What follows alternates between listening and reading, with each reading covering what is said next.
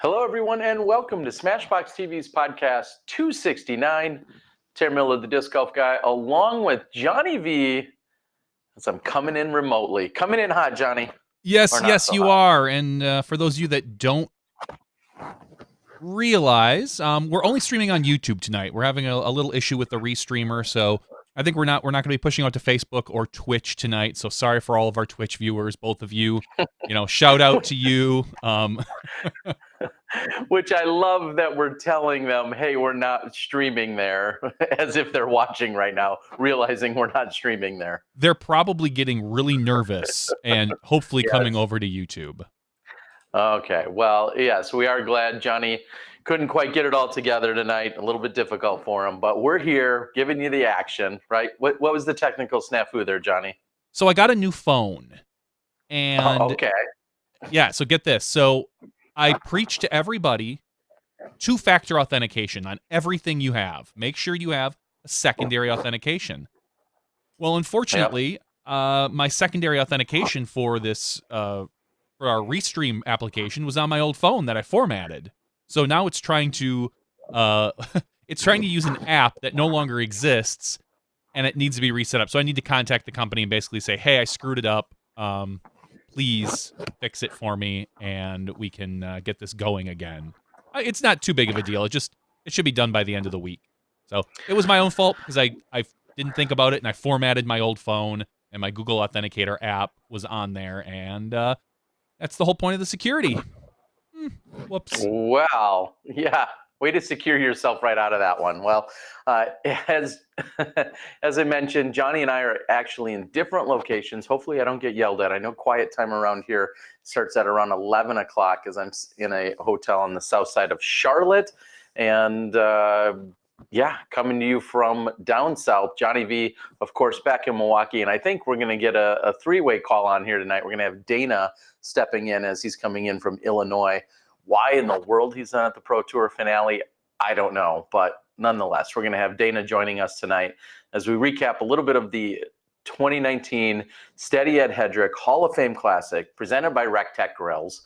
And we'll talk a little bit about the Disc Golf Pro Tour finale, as most of our top competitors are doing exactly as I did, which is head from Augusta, Georgia, up to Charlotte, making the 2.5-hour trek north to Charlotte. And dare I say, the final really big event of the season. It's here.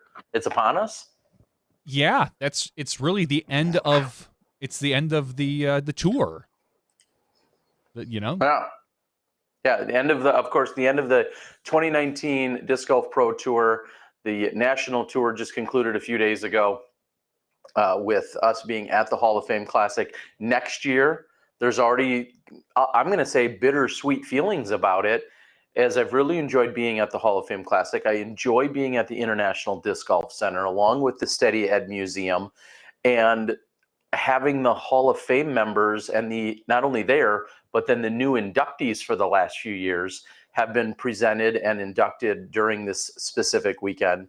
And so to move away from all of that is, again, a little bittersweet. The national tour is moving up in terms of finishing in late September.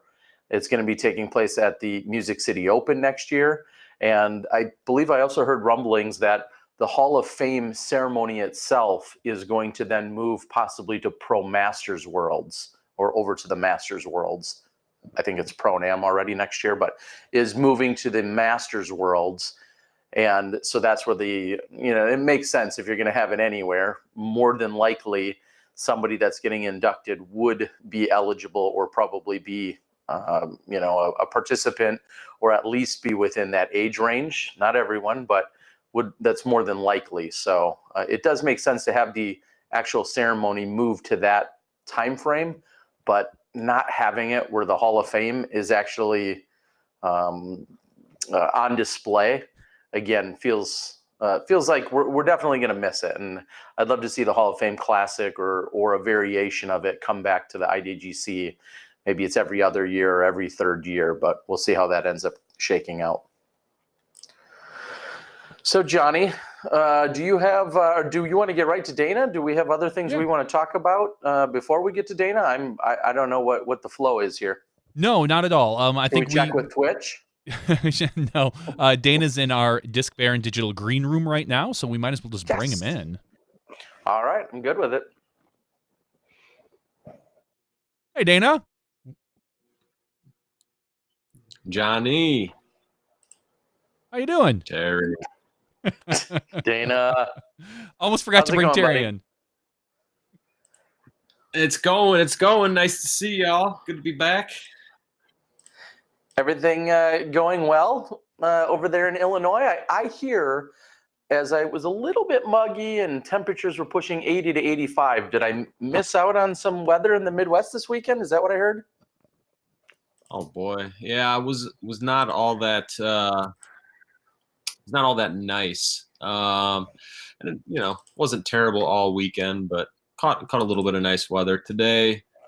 Got in the 60s. It was pretty nice, but then some rain came and the temps are back dropping. So you enjoy that warmth down in Charlotte, Terry, because the cold is waiting here in the Midwest for you. But you'll probably be in, I don't know, some tropical, who knows where, filming a tournament next 6 out of 8 weeks, so it won't even matter. You're exactly right. I just talked to Brian Henniger today, and we had this really special moment where we said, it was good seeing you, good talking. See you in Thailand. Like, okay, yeah. And it feels pretty good to leave someone and their presence and then say, okay, yeah, the next time we see each other, it'll be in Thailand. So I'm okay with that. Nice. When is that? February? Late January, early February. Yeah, that's what it's looking like, and super excited, of course, to get over there again.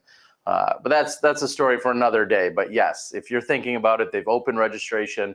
We're already checking flights. Some people have already booked their flights. I know Ryan Pilcher from Illinois is planning on going as well, and super excited about that trip. So looking forward to heading back to Koh Samui Island. Right on. So I don't, with Johnny's whole scrolling results thing, do I need to even talk about results anymore? Or am I just here to chat?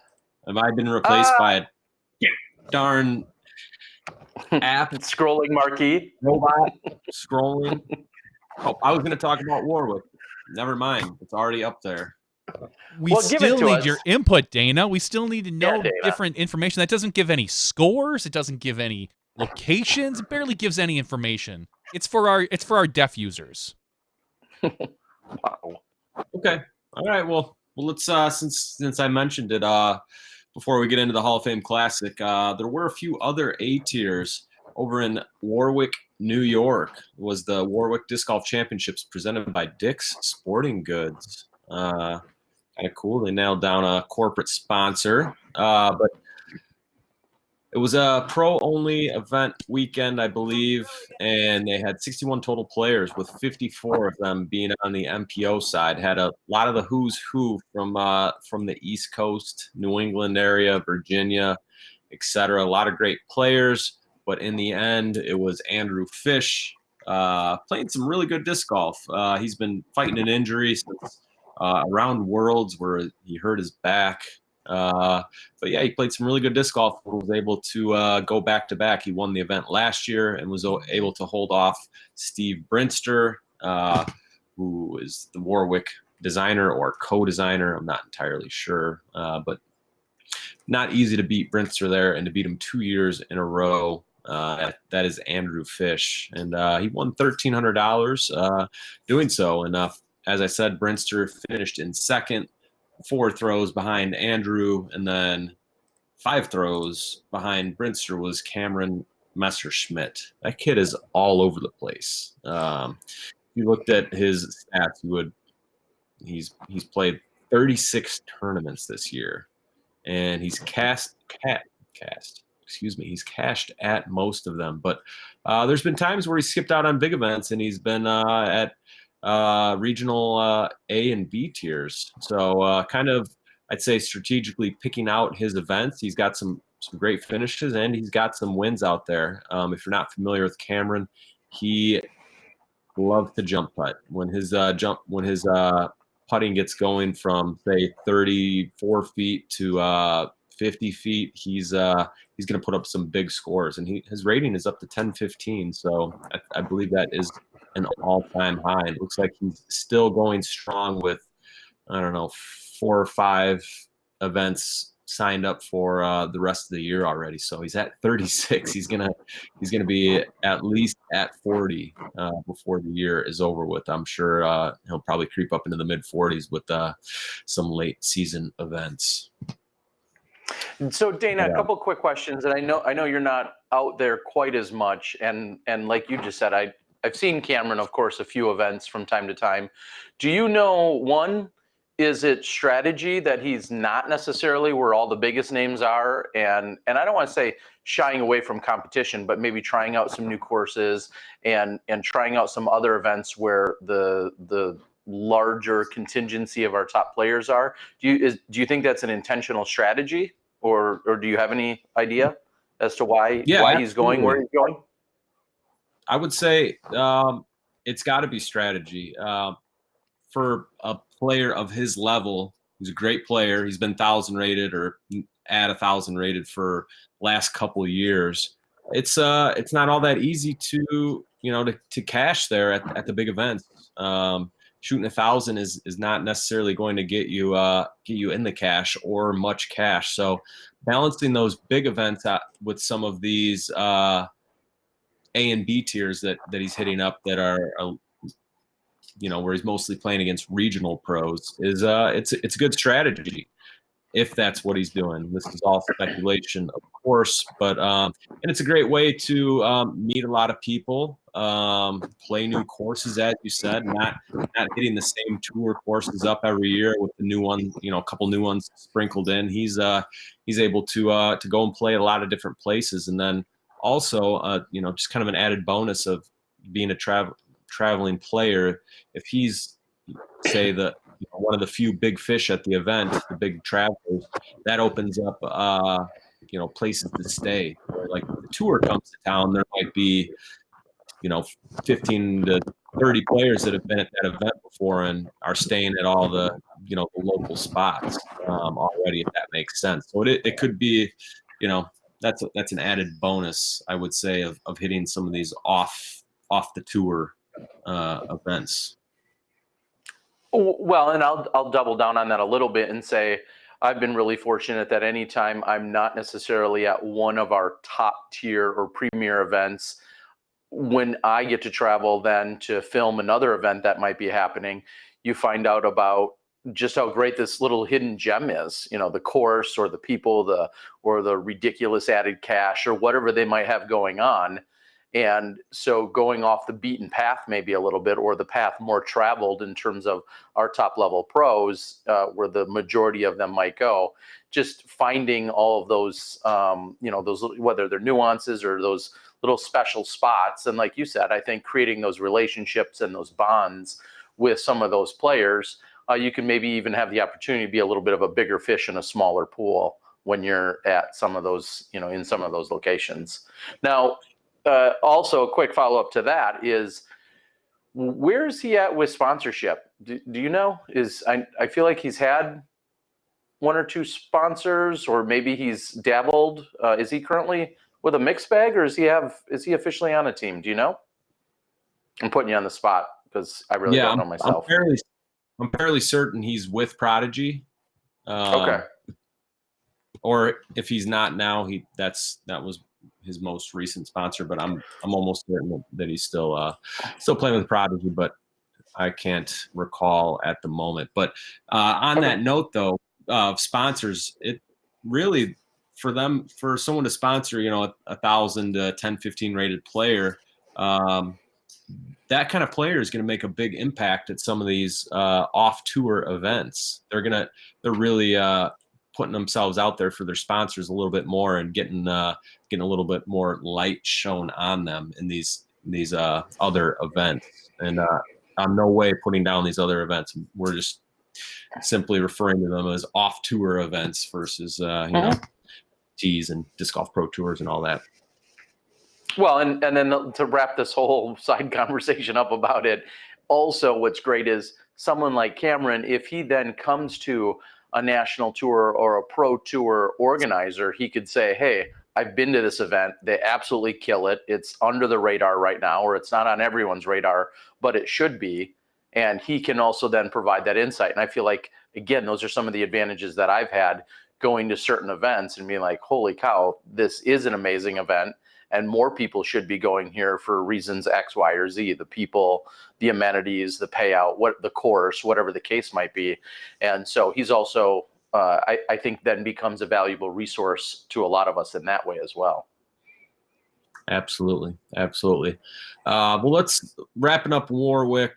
On the women's side, it was Missy Gannon playing some pretty solid disc golf, averaging over her rating, or definitely over her 934 rating, and getting the victory there over Margaret Sassaman. And Bobby Jones took the victory over Manuel Darkus in the Pro Masters 50 plus. And then one other event before we dive into the Hall of Fame was Utah State Championships. This was out in Salt Lake City. We had Matt Jackson beating Justin Bilodeau and Russell Jessup on the MPO side. On the FPO side, Jen Allen, she's all over the place out west. She was in Salt Lake this last weekend, and she got a 6-throw win over Callie McMorrin, and Karina Knowles finished in 3rd place. But Jennifer played 951, 970, 955 disc golf, so that was above her 946 rating. And Jonathan Baldwin was out there. He took down the Pro Masters 40 plus division. Good to see Jennifer playing, as much as we've now seen her become a little bit more regional as the later part of the year has gone on. And with her being out in Phoenix or the Phoenix area, I've seen her in a few West Coast events, seen her, head over to California, so on and so forth. And she's made it to some of the other big events, but, I think the last time I saw her East at all was at the Worlds, when she ultimately had to pull out of it due to her injury. So good to see her playing again. And you would think that she seems to be on the mend if she's out there and winning this weekend. Yeah, she's been winning a lot lately. She's winning in Colorado. I think I've seen her in California. So keeping busy here in this latter part of the season. And boy, it's been a long season. I'm sure most of our tour players are ready for it to wind down, because a lot of them did start in late February or maybe even January. And here we are mid-October, going strong with the Disc Golf Pro Tour finals coming up. And this last weekend was the final NT of the year. I'm not going to go over the name of it, the full name of it, because it's a mouthful, and I believe Terry already went through that earlier. Let's go ahead and start with the age-protected divisions, because we do not want to forget about those players, especially at the Hall of Fame Classic. On the Pro Masters division, Barry Schultz handily took it down over Don Smith. Barry came out and just dominated. He put a stamp on it first round, shooting at 10:57, and then cruised to the victory from there. Mitch McClellan won the 55 and up Masters division. He also was inducted to the Hall of Fame, so congratulations to Mitch. He beat Johnny Sias by 4 throws. Andy Young, last year Hall of Fame inductee, won the Pro Masters Women. And Pro Masters 60 plus, Greg Hausfeld took down Jeff Hungerford. And then Alan Beaver, Sue Horn, Dr. Rick, Sylvia, all took down their respected divisions. So congratulations to all of those, most of which are Hall of Famers. And thank you to all those Hall of Famers and winners for all you have done for disc golf. I appreciate you, and I can't wait to get to the Hall of Fame, to visit the Hall of Fame that is Terry. Not get in. I can't wait to get in. You're young. I'm not You've saying got you're not plenty getting in. You've got plenty of life left in you. There's plenty of things you could do to earn your way into the Disc Golf Hall of Fame. I'm more. My eyes are on visiting the Hall of Fame, going out to the International Disc Golf Center, and I haven't been there since the grand opening, which was Seriously? quite a thing. That's the last time I've been there, and that was. Uh, I can remember hanging out with you a little bit there, or at least chit chat with you. It was a very influential moment in my career, hanging out with the disc golf guy. But yeah, I I don't know think about that was was that 11 years ago? 10, two, 12. I think it was 07. 07 comes to mind. I don't know why I'm thinking It was 06 or 07, but yeah, 07. No, yes, 07, yes, 2007. Yep. Yep, good times. But I will get back there someday. I definitely need to. I need to be more involved with the PDGA. Just not enough time at the moment. What I do have time for is the FPO division.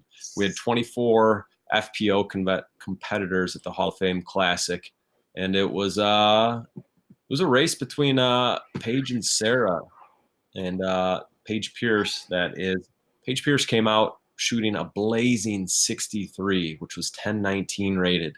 Normally that would distance her from the field, but not this weekend. Sarah Holcomb shot a 66, which was 1000 rated. And so that's a 3-stroke lead that Paige had. And going into round 2, it did not quite go as well for Paige. Still a solid round. She shot a 974, but Holcomb beat her by 5 throws, shooting 1007. So that's back-to-back 1000 rated rounds for Sarah. And doing math, getting my calculator out, looks like she had a two-throw lead going into the final round. And I was glued to UDisc watching the race, that final round between Sarah and Paige. Ultimately, it was close coming down the stretch, and Paige got bit on hole 16, taking a double bogey, then had to press on 17, and ultimately took another bogey there. And Sarah was able to take the 4-throw victory. And Sarah, for the win, won $2,155, and Paige won almost $1,500. So good shooting by them. Katrina Allen had a slow start, but was able to light it up that final round, shooting a 63, matching Paige's first round score, and nabbing 3rd place. Wisconsin's Holly Finley finished in 4th place. But winning the women's national tour points race was Katrina. I believe I read she could have finished in last place and still won. Finishing in 2nd was Paige. But man, Katrina is she had a pretty good year. I know she didn't. I mean, how many wins did she have? Johnny, are you do you know what Kat's year looked like as far as wins and losses? Because it felt like she had a lot of close losses to Paige, namely in playoffs. But I know some of those were disc golf pro tours and not necessarily tours. It's funny because I'm looking at Kat. Kat had, I mean, she started out the year so well. She wins Maricopa, takes 2nd at Wintertime in Vegas, 4th place at the Memorial, but then she wins Waco. She wins the Open at Belton. A couple weeks later, she wins GBO, San Fran, and Masters Cup back to back. And she takes like 4 second places, and she wins she's on the President's Cup team that wins. She wins Music City Open. She wins the Delaware Disc Golf Challenge National Tour. She really performed extremely well at the national tours, and then for whatever reason, I think she got one of the Pro Tour events. Two of the Pro Tour events, and she she kept coming in 2nd or 3rd at the other Pro Tour events, but the national tour events she really seemed to clean up at. Mm-hmm. Yeah, and even when she took 2nd at the opener, at the National Tour opener, that was in that playoff where Paige Bjerkes hits a great putt during the first hole.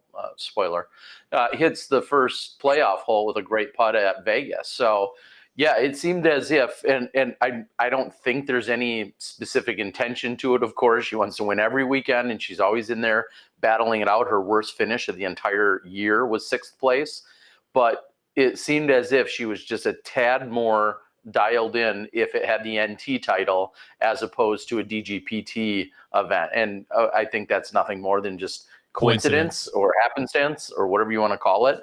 But it seemed like when she arrived at the national tour events, she was almost unstoppable. She won, what'd you just say, 3 out of the 6 of them? And then the tie for first, which is a loss in Vegas. But yeah, I mean, you win 3 out of the 6. Yeah, it's going to be hard. And there's only 6 of them. Like you said, Dana, I think she had to finish anywhere but last is maybe what I think I heard someone say this weekend. So, and the chances of that are slim to none. So, yeah, really incredible for her to take down that title, which I think anyone will tell you. It's great to win or do well at all these individual events, but there's also so much prestige and honor in saying, hey, throughout the entire season, I showed a certain degree of consistency that, you know, made me the champion in that sense. I think on Facebook today, she said it was her 4th time winning the national tour points. Maybe. Oh, that's not bad, because the national tour points total earned her $2,500, just not even for the event that she won, but for the total tour standings. And then Paige Pierce was second for $1,700. Sarah Hokum, even though she won this weekend, took home $1,300 for being in 3rd in the national tour standings. Paige Bjerkes and Vanessa Van Dyken rounded out the top 5 for the women's national tour open points. Yeah. And I'll just finish that thought and say, with regard to Sarah finishing as strong as she did, obviously winning it, but then also she moved either from 4th to 3rd or 5th to 3rd. She surpassed Paige Bjerkes in the national tour points with this win. And so that gained her a few $100 extra in the national tour where she already finished well, but she bumped up above Paige Bjerkes with that. Then she, of course, gets the win, you know, for playing at the Hall of Fame. Obviously, there's going to be some form of MVP bonus on top of that. It was, she told me, it was a pretty solid weekend for her. Of course, anytime you win, you hope it's going to be, but I think it was an exceptionally solid weekend for what's that the kids the MVP slinger. on Instagram? Hashtag disc golf rich. I said, what do the kids say on Instagram? Hashtag disc golf rich. I mean, right. Welcome then to the club, Sarah. This weekend. Welcome to the club. And you got your last point. My one last thing on the FPO side is, I know we got one event coming up, and we may see Kat at some others here at the end of the year. But man, if she can figure out her putting, it's going to be. It was an exciting year. She won a lot of events this year, as it was, obviously. But man, if she could figure out that putting, whew, boy. Well, let me counter that or mention a few things. If you watch the final round video, of course, she putted and played very well. Her putting was phenomenal this weekend, including a few bonus putts. But during the final round, I interviewed her after the event, and she talked a little bit about her putting, where she's at with it. And we even kind of made the joke, she feels like she's in mid-season stride, or that she's peaking right now. And she's like, I wish we had a whole bunch more events to be playing, because she said she found a few keys to putting. She feels like she really has it dialed in right now. So she wants to be playing golf as much as possible. So that clearly could be a point to then take into the wooded Hornets Nest course this weekend. When you talk about where she can finish there and how good and confident she's feeling, you have to keep that in your back pocket. Not only is she the 3rd highest rated player, but she just proved this last weekend that she feels like she's dialed, she's focused, she's confident, all of those things. I'm really excited to see how the battle unfolds this weekend for sure. 2nd highest rated player, right? Doesn't it go Paige, Kat, and then Sarah? Oh, yeah. Sorry, you were talking about Sarah? Yeah. You lost. Oh, I'm sorry. I'm sorry if you weren't. I was talking about Sarah and her putting. I'm sorry. You must have been talking about earlier. You were talking probably about Katrina. Yes. I apologize. And I misheard, but that's what I there's the update on Sarah's putting, because she I was didn't about feel to lay confident money on Katrina. Well, you thought I can do was- that too. Katrina's I thought we were putting. Well, I will say Katrina first round is the only round I saw her play. Her putting was very solid there as well. And then to finish with the 3 or 4 under that she finished the tournament with, obviously it was on there as well. So yeah, we can say they're both putting well. How's that? Whatever. I'll watch the footage and make a decision for myself. Okay, you do that. Let's talk about the MPO side. Terry, you were busy with the FPO. Did you take any of the men's side in? I got time for that. Dana, there was bacon, there were sausages, all being handed out mid-round on the FPO side. Do you think I have time to care about what's going on with those other guys? I mean, really? No. There's a playoff or something, right? For the 3rd time in 4 years? Why are you reading my notes? There was a playoff for the 3rd time in 4 years. But man, it was a pretty close race. Before we talk about who was playing, we should mention who wasn't. If you didn't know, Macbeth is out with the ankle injury. Wysocki battling Lyme. Eagle with the broken hand. That's basically 3 of the top 5 players in the world, or 3 of the top players in the world.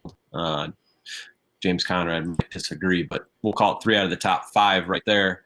And man, there was 88 players in the MPO side, and not only were they vying for some good payouts here, they were vying for the overall points. And with those 3 players out, it opened the door wide open for a couple players, Calvin Heimberg and Simon Lizotte. So Calvin basically had to beat Simon or finish relatively close to him, and he would win, and Simon needed to beat Calvin by, I don't know, 12 or 20 spots or something along those lines to win the victory, which is kind of funny to say that Simon had a chance at it, because I don't recall he didn't win any NTs.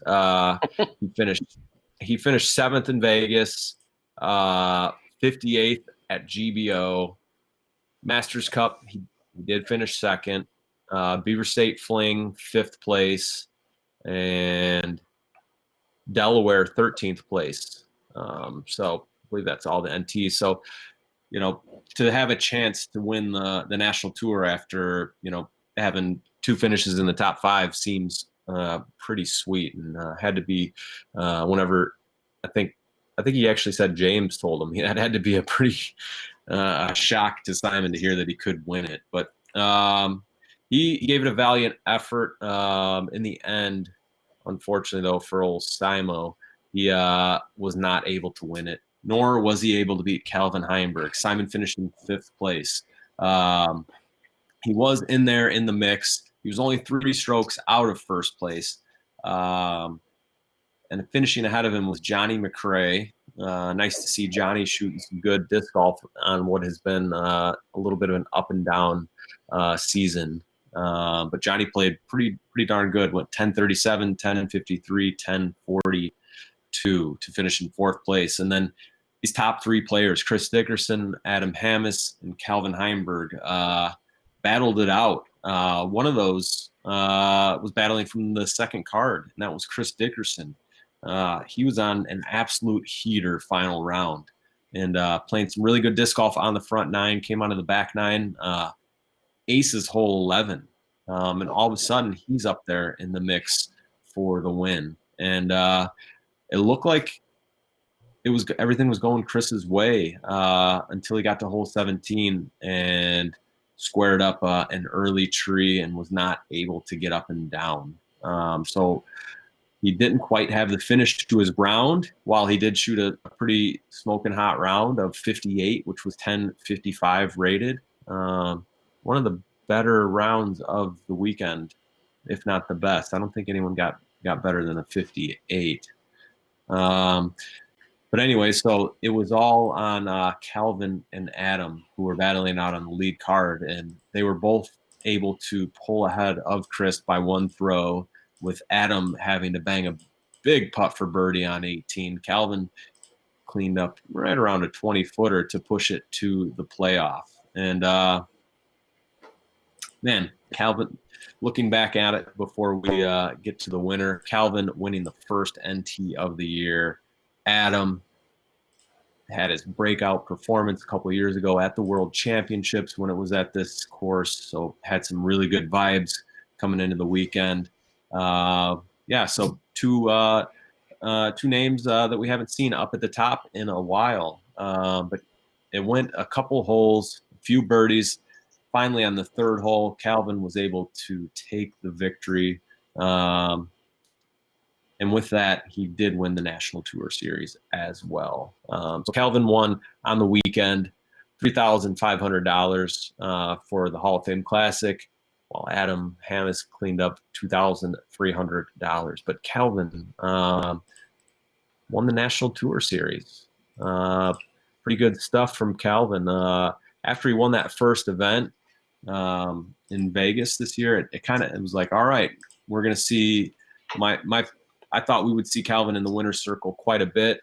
He did play some really good disc golf, but ultimately didn't have a ton of wins. But he won enough, won the National Tour, $6,000 bonus. Not too bad. And as I mentioned earlier, Simon Lizotte, he finished in second place. James Conrad, our U.S. champion, current U.S. champion, I should say, finished in third place. And Raincoat Ricky finished in fourth, with Eagle hanging on to fifth. So fourth and fifth, Eagle and Ricky were both able to hang on and stay in that top five, both winning well over $1,000, with Ricky winning $2,000. So pretty good stuff for Calvin, winning the first NT of the year, winning the last NT of the year. Simon not winning an NT, getting second place. Pretty good stuff.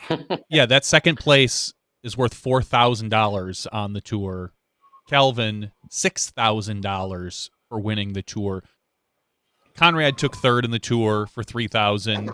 Ricky, $2,000 in fourth, and Eagle, $1,500 for fifth.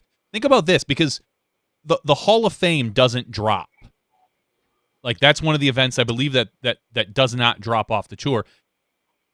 Eagle or Ricky in this thing, and they're probably, obviously, short of them tanking, they're probably taking first or second, and that's $3,000 out of Calvin's pocket.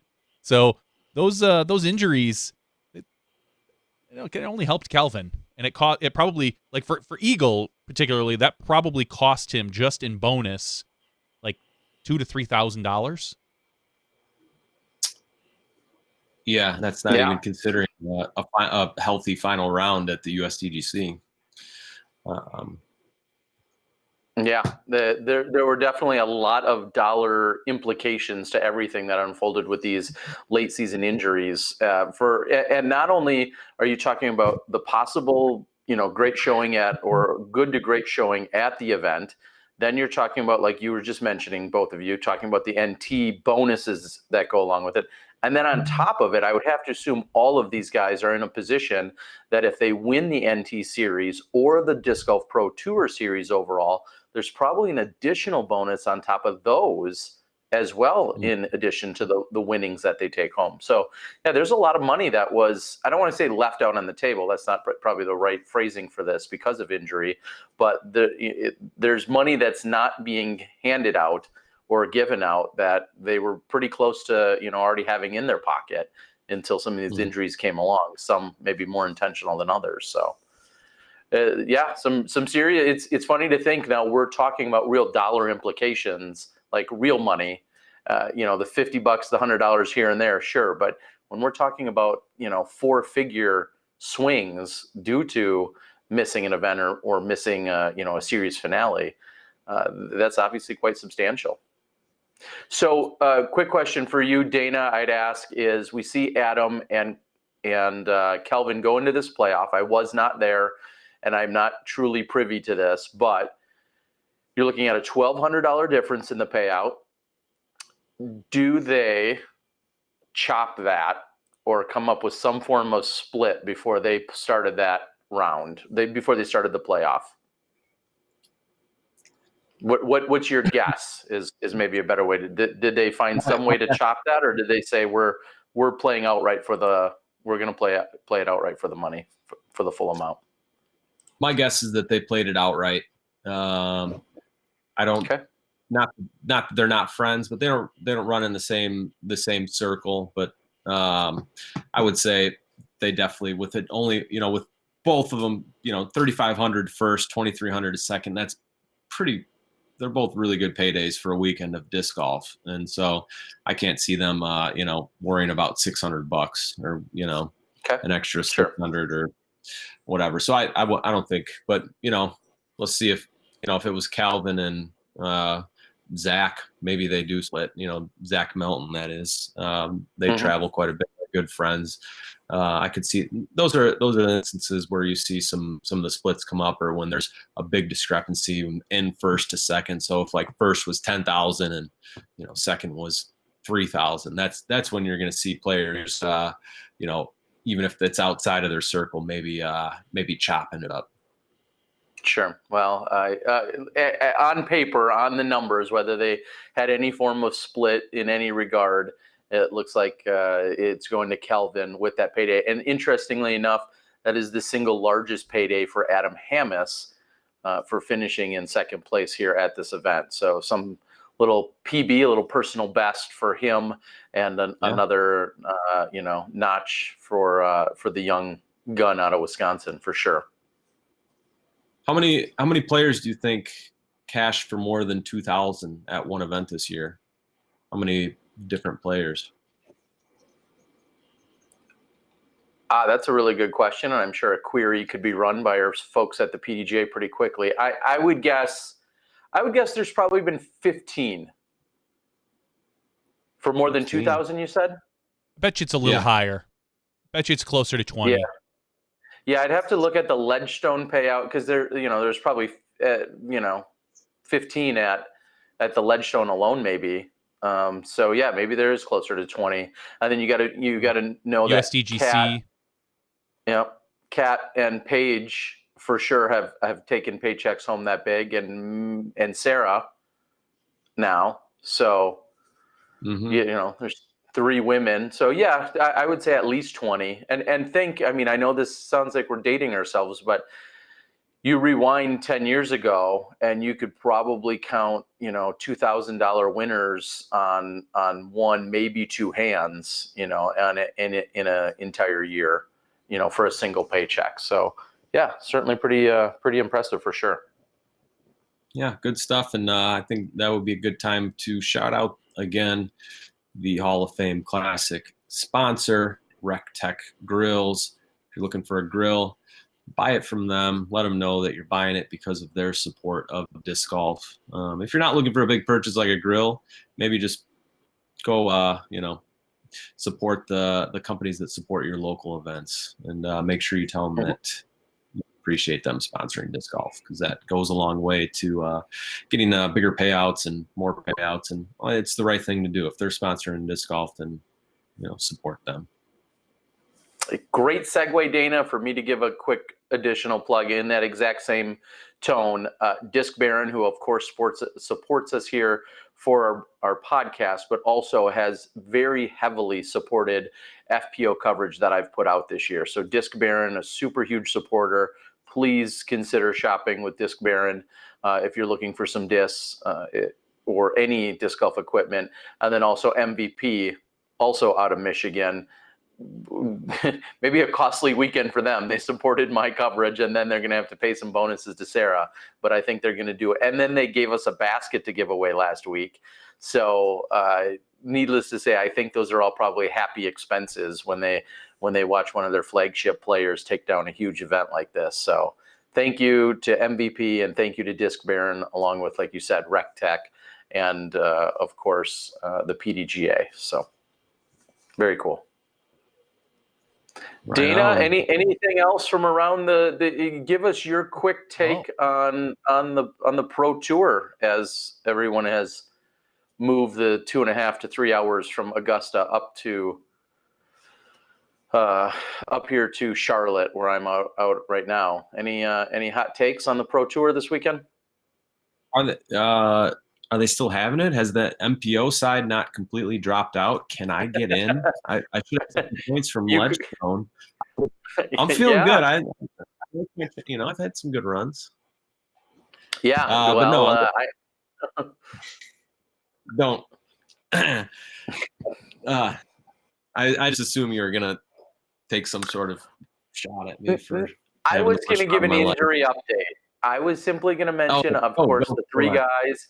AJ Risley not in attendance. He had a spot. Otherwise, I was going to give an update along those lines, but I was not going to talk about your performance a few years ago at the tour finale. So go ahead.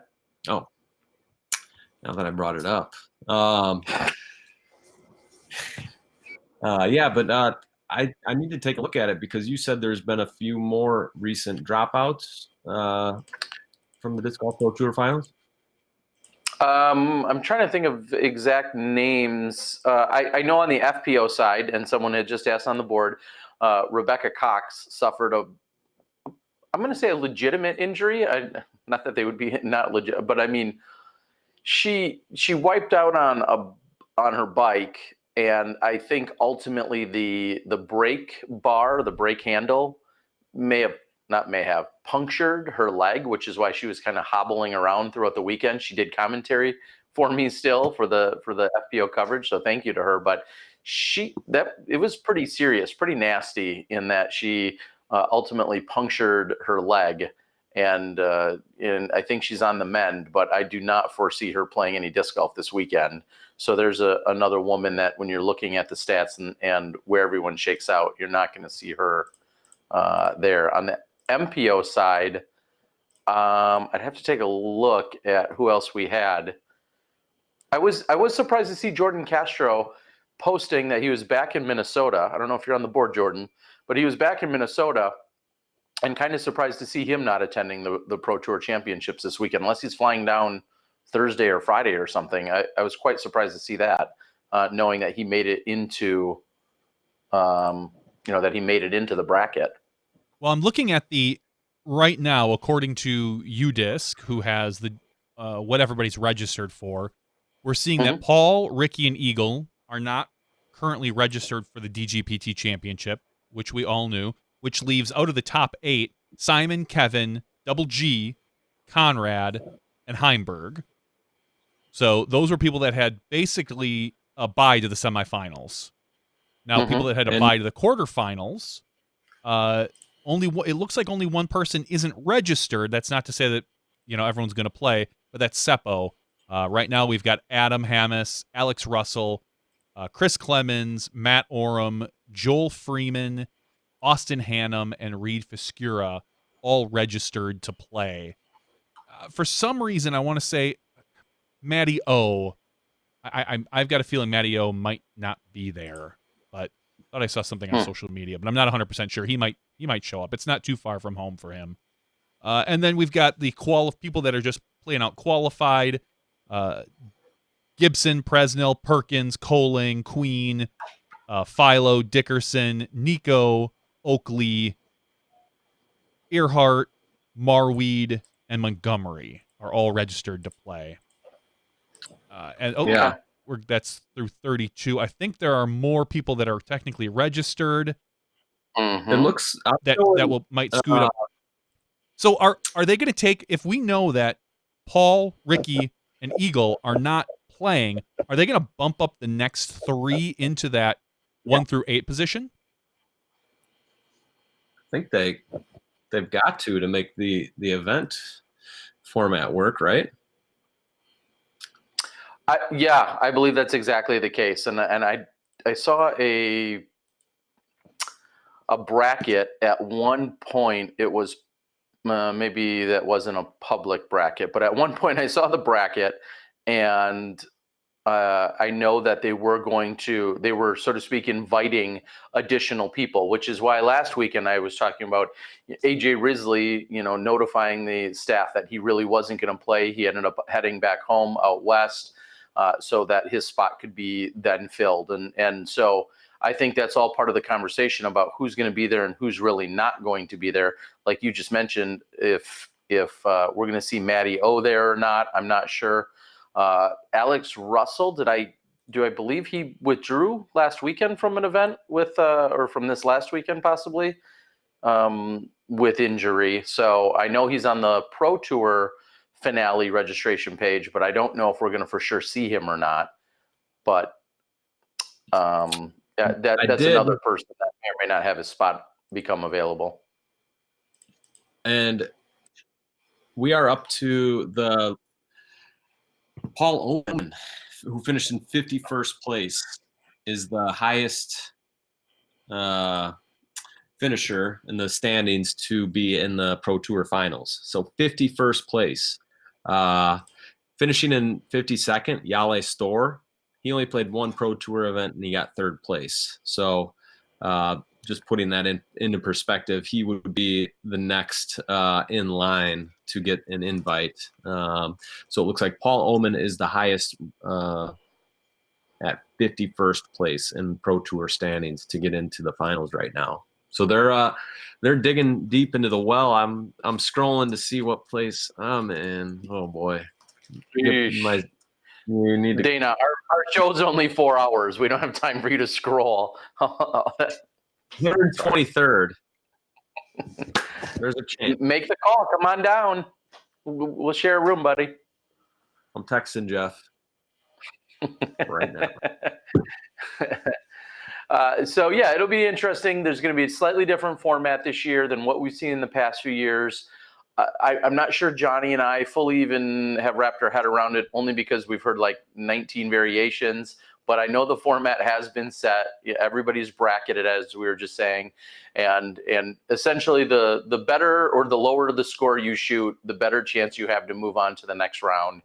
That's the long and short of it. Stroke play, shoot really well, move on to the next round or the next day, whatever the case might be, and then it's going to just kind of whittle down till we have our championship rounds.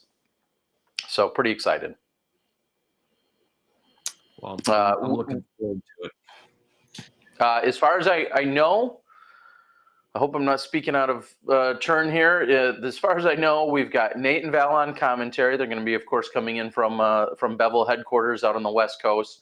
I believe Madison Walker is going to be involved in some capacity, sidelines or interviews and things of that nature. I'm going to be doing likely something of that nature. And I believe we also have Jamie Thomas, who's been out kind of on a little mini tour himself with USDGC, Hall of Fame, and this. And I believe Jamie Thomas is going to be involved from somewhere in the broadcast perspective as well. So quite a few people, and then we're going to have 3 or 4 or 29 cameras. I don't know. We're going to have a lot of cameramen running around out there as well. So jammed packed weekend of live disc golf coming to you from the Disc Golf Pro Tour, plus a bunch of post-production from what I've gathered as well.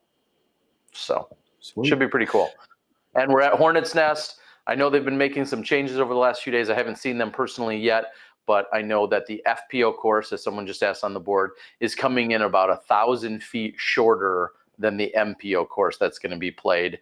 I think there's a clinic out there tomorrow with some of our top pros, and the live action, of course, gets started on Friday. So come on out, enjoy it, and if you can't, hopefully you're watching along with us. I will be watching. And with that said, I am going to tap out for the evening. It's almost 10 o'clock, and you guys don't want to know what happens to me at 10 o'clock. He's like a gremlin. Yeah, if you like a little mugwai or whatever, if you get wet, you start multiplying, little versions of you start popping out everywhere. Something like that. I gotta be asleep so I can wake up in the middle of the night for when one of my versions wakes up, which I've been doing All right. at about 3 a.m. So All right, buddy. Well, we appreciate it. Thank you, and looking forward to providing some coverage. And hopefully, when you chime in this weekend, you've got some questions, and we'll get to the bottom of it for you and put out a good live show for you.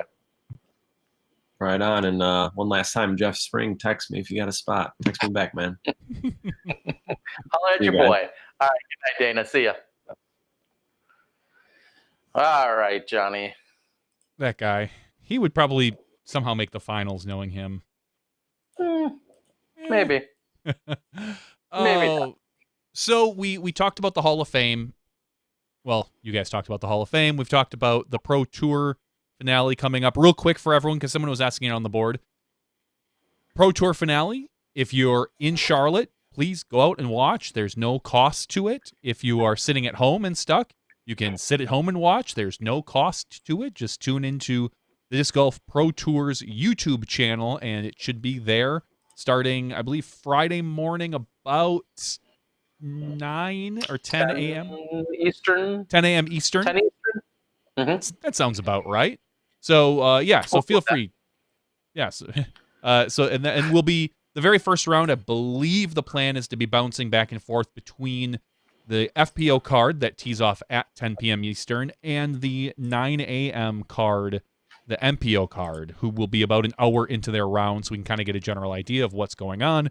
And we might kind of be bouncing a little bit back and forth between those two cards. So sit tight. We don't exactly have, there's been, as you can understand, the past couple of weeks have been a little bit crazy for the Pro Tour and stuff. And so we're going to do our best and hopefully kind of knock this thing out of the park. But I think the first day is going to be the most chaotic. After that, we kind of gets back into a normal flow for us. Yeah, and I'm reading off the schedule, which can be found on DGPT.com. If you go out there, there is a schedule stating tomorrow there's practice rounds all day. Pro clinics are taking place from 1 to 3 out at Hornets Nest. On Thursday, practice rounds again. An opening ceremony and players meeting is at the Piedmont Social Club on Thursday night, starting at 6:30. And then there's golf starting at 8 a.m. on Friday, as well as 9:30 on Saturday. And then Sunday, the FPO finals is at 10 a.m. Eastern and the MPO finals at 3 p.m. Eastern. So plenty of golf. Come on out. And it also says visit DGPT.com for tickets to events, the pro clinics, and VIP packages. So those are some of your opportunities. And hopefully we'll see a good showing. Charlotte, we all know, I mean, that's why it was discussed to come here, is because it's such an amazing disc golf city, destination, hotbed, all of those mecca, all those words we've used to describe it. And to be at a place like Hornets Nest, it should be really exciting. And, you know, we're in that neck of the woods also. Just, you know, a few weeks ago, of course, we're no more than 45 minutes or so from where we just saw the USDGC played. It's going to be a very different course, a very different look from what we just saw at the USDGC, but having this little 3-weekend swing with very big, important events to close out the season. I know we opened the show talking about how it's closing out, but it's an exciting close, and really looking forward to being here in Charlotte. So, all right, Johnny. Well, that's what we saw from, like you said, this last weekend in terms of the Hall of Fame Classic, and everybody that was out there was awesome. If people want to see, at the very last moment, it came upon me to just set up my phone on a tripod, and I filmed the Hall of Fame induction ceremony. I put it out to my YouTube live. I just pushed a button and walked away. Actually, Jeff Spring watched it and reconnected if it disconnected. But so that's out there if you want it in its most raw version. I didn't even get a chance to listen to the induction ceremonies because I was inside of the building editing at the time. So it's out there on my channel, on the Disc Golf Guy, where you can see Eric Marks and Mitch Mack get inducted into the Hall of Fame. So that's available for people to go out and watch if you want to take that in. It's all there. It's about 1 hour is the entire ceremony, and you could watch that as well. So, and then immediately following, like the last few years, immediately following the Hall of Fame Classic, which wrapped up on Sunday, we then, I'll say, transitioned or you know, turned your brain off from playing golf over to the back end of golf. And the PDGA Fall Summit was taking place, which has happened yesterday.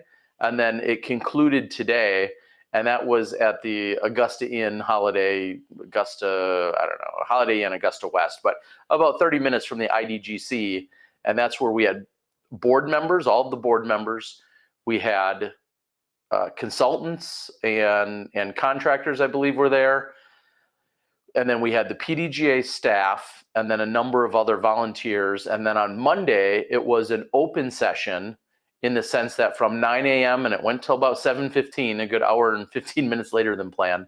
It was an open session. So anyone from the public could come and join in and then sit and participate, either add their, there was an open forum during the last hour and a half or so, but even throughout the entire day when topics were being discussed, they also looked to people outside of the staff and outside of the board to interject with more discussion points.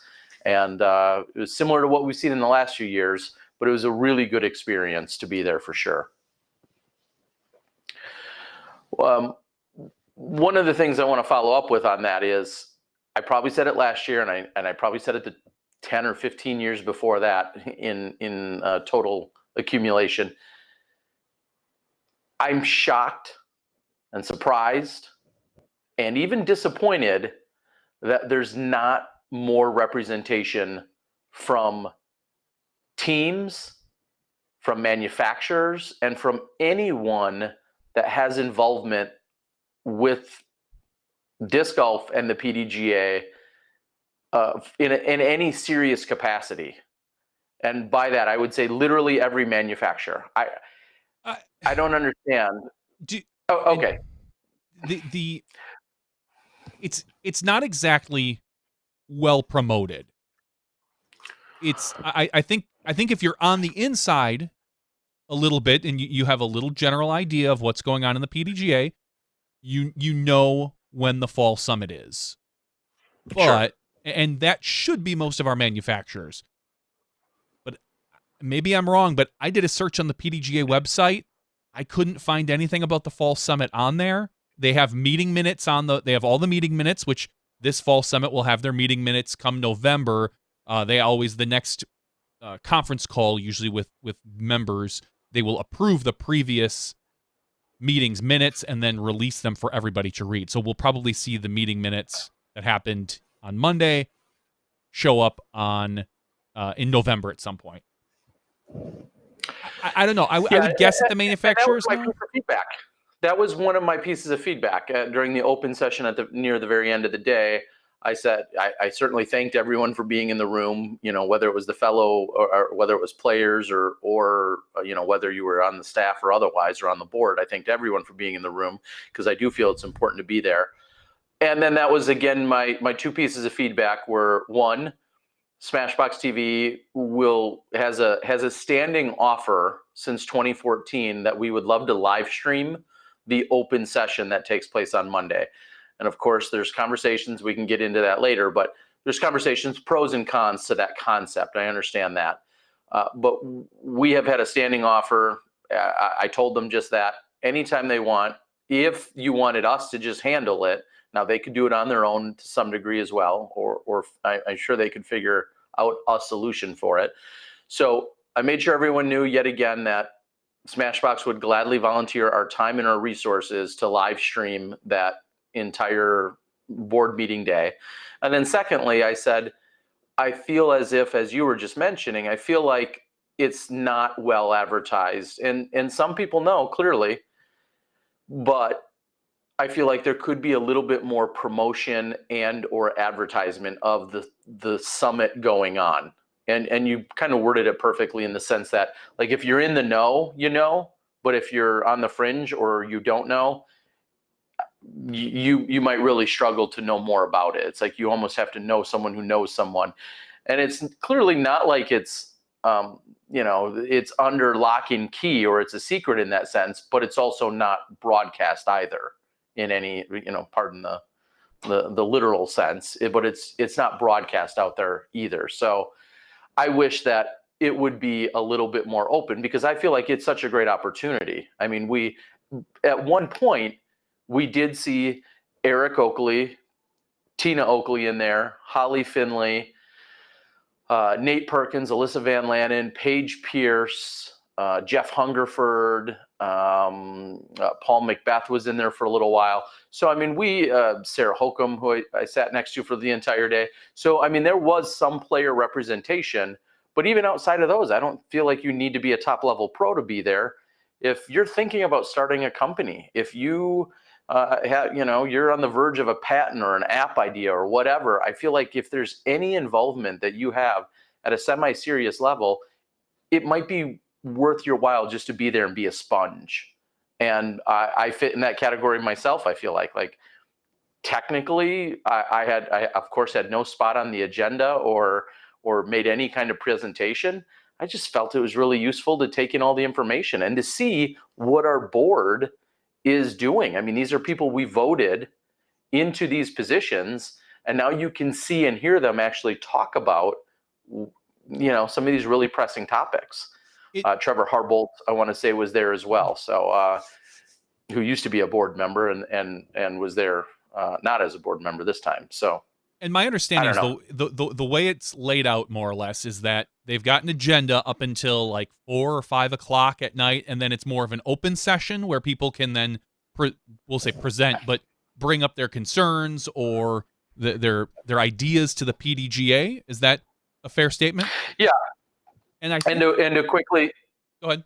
Well, real quick, let me just tell you, during this opening day, I'll give you the agenda that we saw unfold essentially on Monday during the opening day.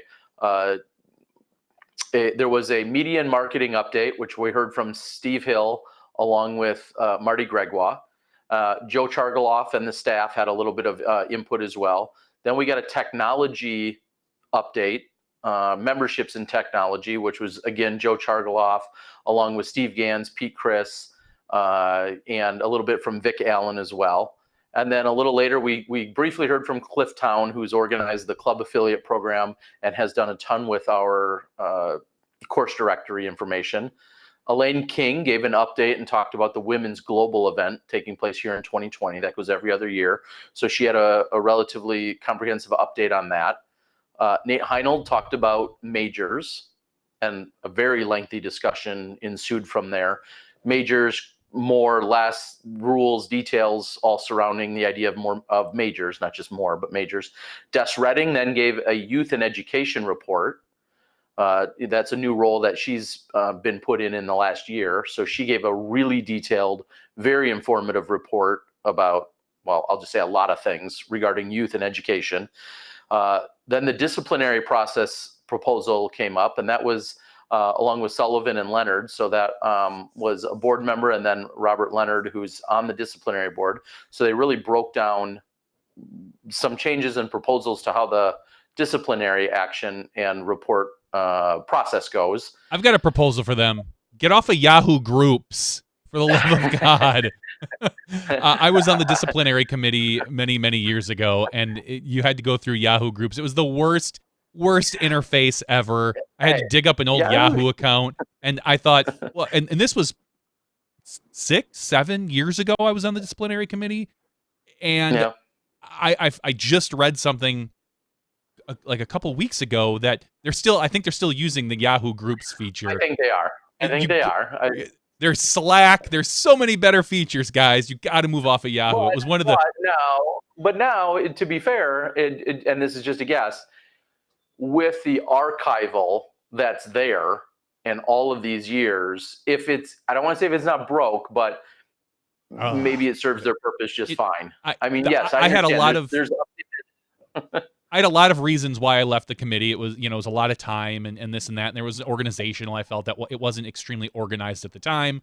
But honestly, a small part of that was having to navigate the Yahoo Groups. And anyway. And the email. It was just, all right, go ahead. I've said my piece. Aside, when all of that was done, then after all of those various discussions and proposals and things that were either approved or voted on or not. Some of those didn't need to be voted on.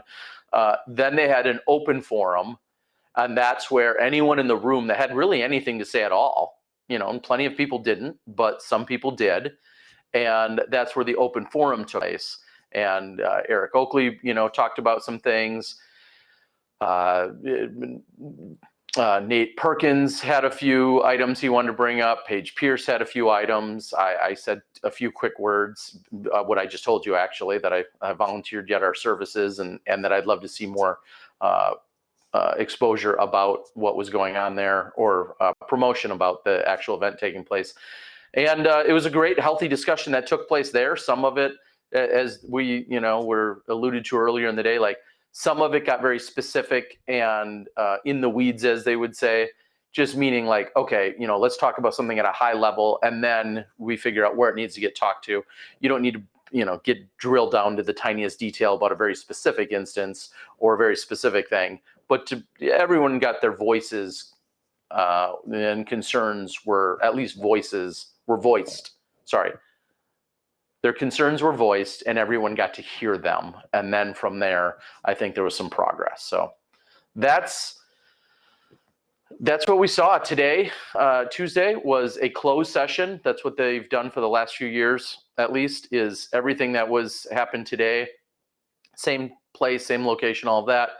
There were a few proposals that I know were put in front of the board. There were a few additional updates, some of which I feel are more sensitive than others.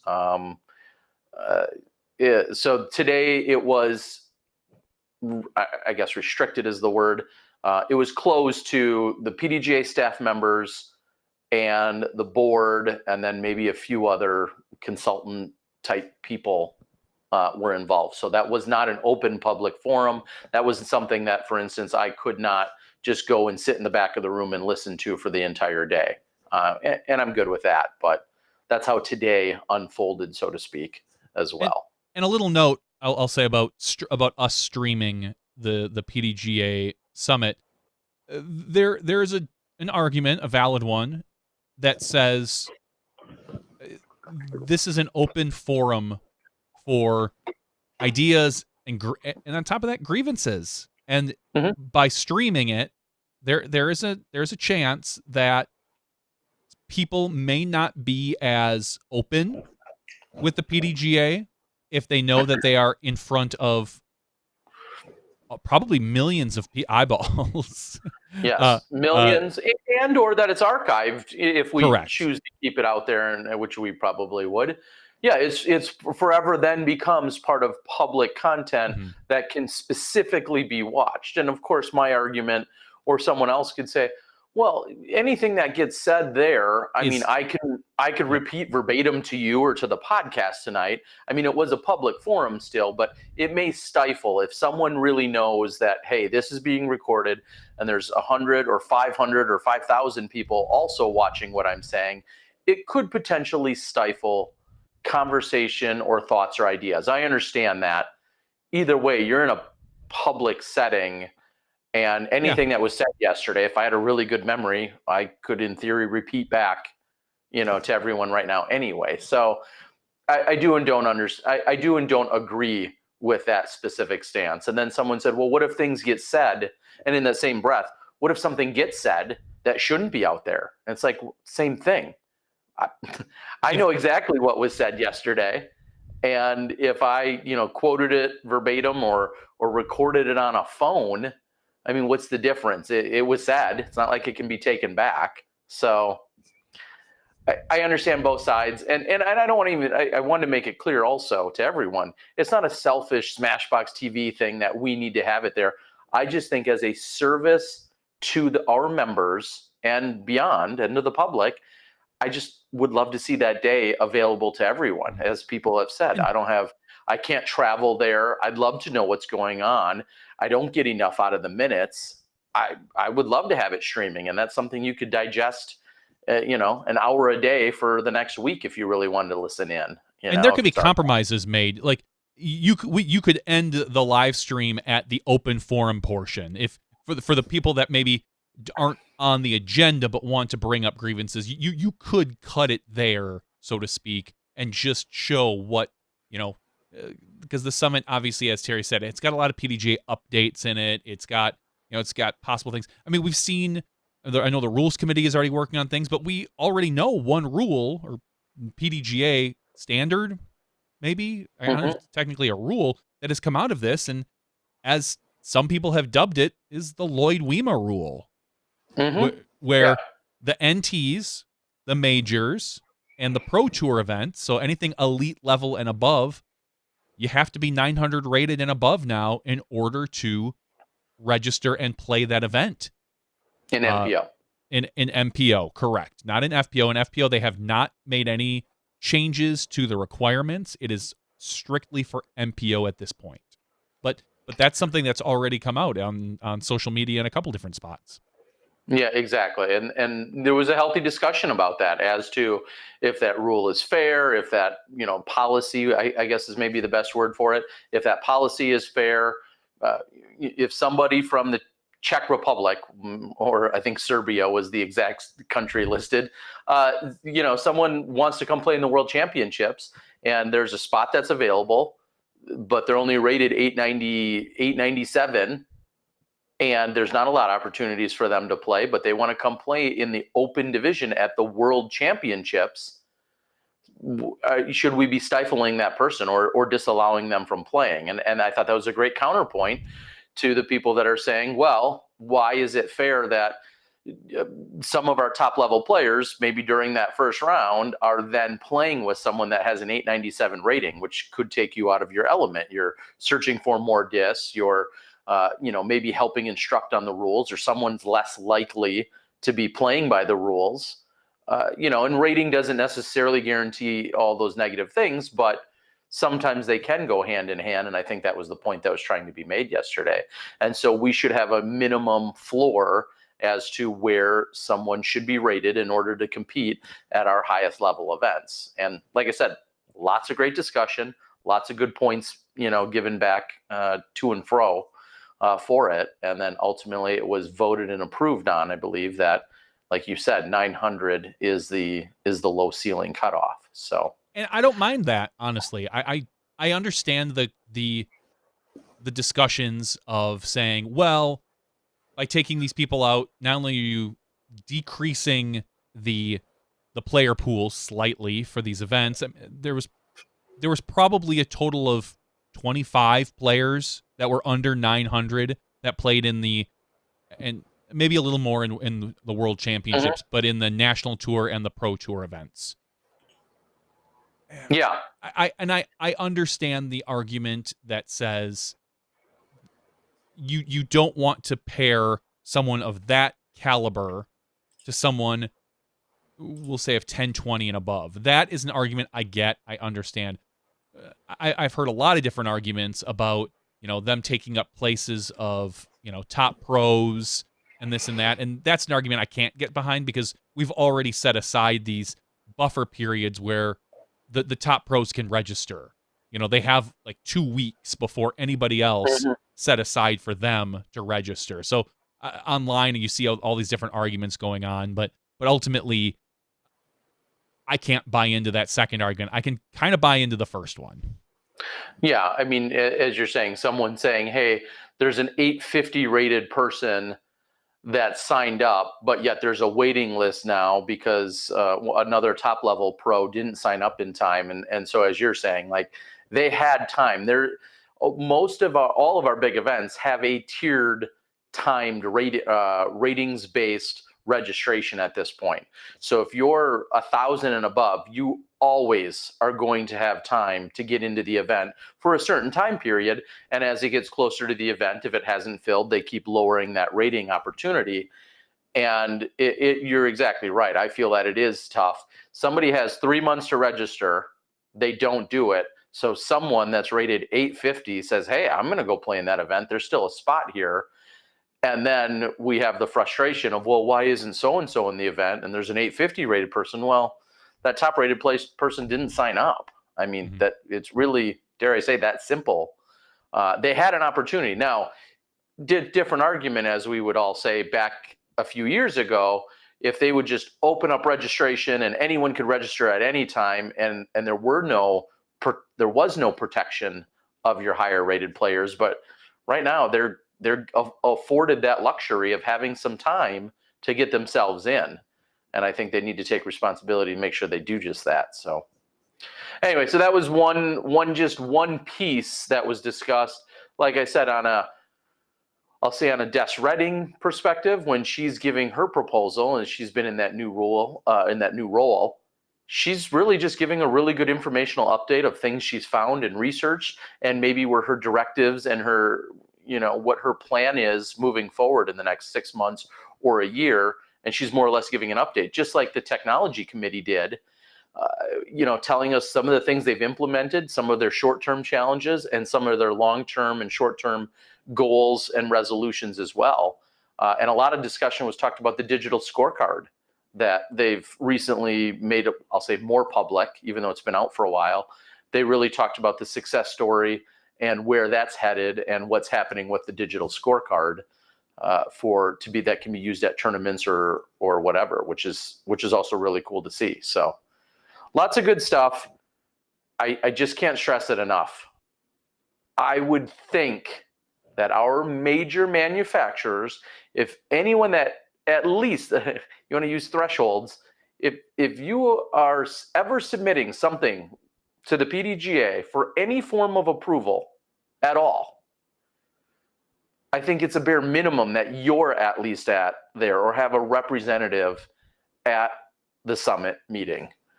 Everyone outside of that, I think it would still behoove you to be there. It's great if you're into that geeky kind of stuff and you care, but man, so much good stuff comes from it.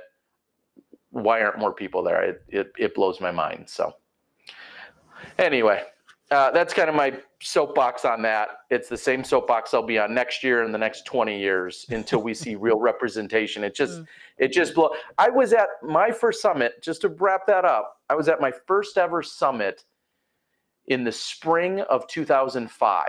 I'd already been in disc golf for 10 years, but the first summit I ever knew about and attended was, at the time, it was in Phoenix. It was taking place just before the Memorial, which was opening the national tour. I was there to also present the idea of hosting AM Worlds. So I gave that presentation, but I was there for the 2 or 3 days at the time that it was taking place. And I thought, where is everyone? Why is somebody from Innova, from Discraft, and so on and so forth? Why are all these major companies not here consuming what's happening? And sure, there's stuff you'll tune out. Maybe the course directory update isn't something that's particularly useful to you, but that's just one item on the entire agenda. Yeah, it blows my mind. It baffles me. So that's my take on that. So the PDGA should advertise it better, where it is and what's going on, and then more people should also go to it. There's a little give and take there. It would be kind of nice. Let's take maybe a slight step further. If it was live streamed, that maybe even some people who can't make it can have some input in the open session. Exactly. Work on the people that are there, and then have a PDGA moderator maybe have a form that people can fill out with specific questions, and they can moderate those questions, and maybe just pick 2 or 3 of them that maybe fit into a specific theme for those people who maybe can't make it, but yet still have a vested interest. I understand that, and I like the idea, but first of all, I would say I'd love to see baby steps. Baby steps is just that it's a one-way street. But somebody brought that up, and I totally agreed with them when they said, we just don't want people to think that that's their interactive forum, because they're going to be chiming in with a million things.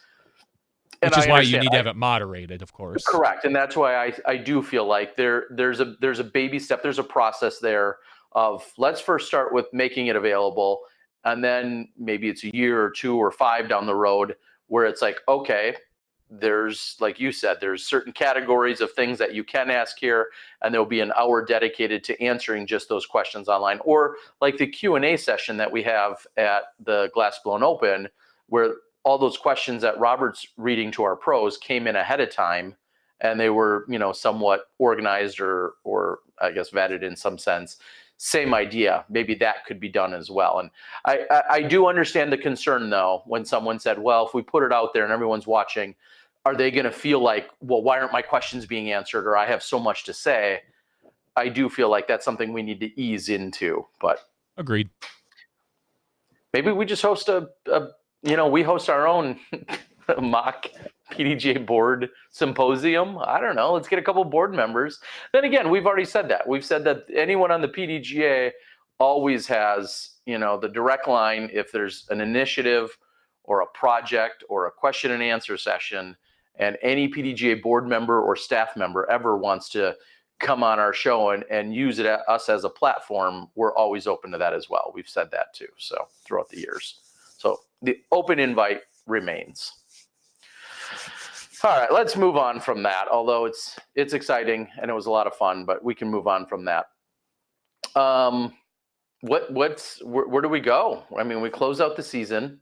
I forgot to ask Dana, because we're getting into that period, and you hint about it on the chat board, where people are starting to talk about player migrations. We're hearing whispers and stuff. For instance, this past week, someone asked UC if there were any plans, and he posted a picture of Nico signing a disc.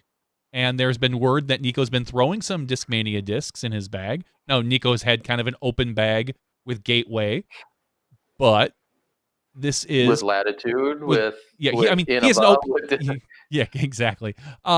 So, and I know, and you know this, of course, that there were some whispers of it last year of Nico to Discmania, and now there's whispers of it this year of Nico to Discmania, and who knows what's going to happen. As Terry's whispering.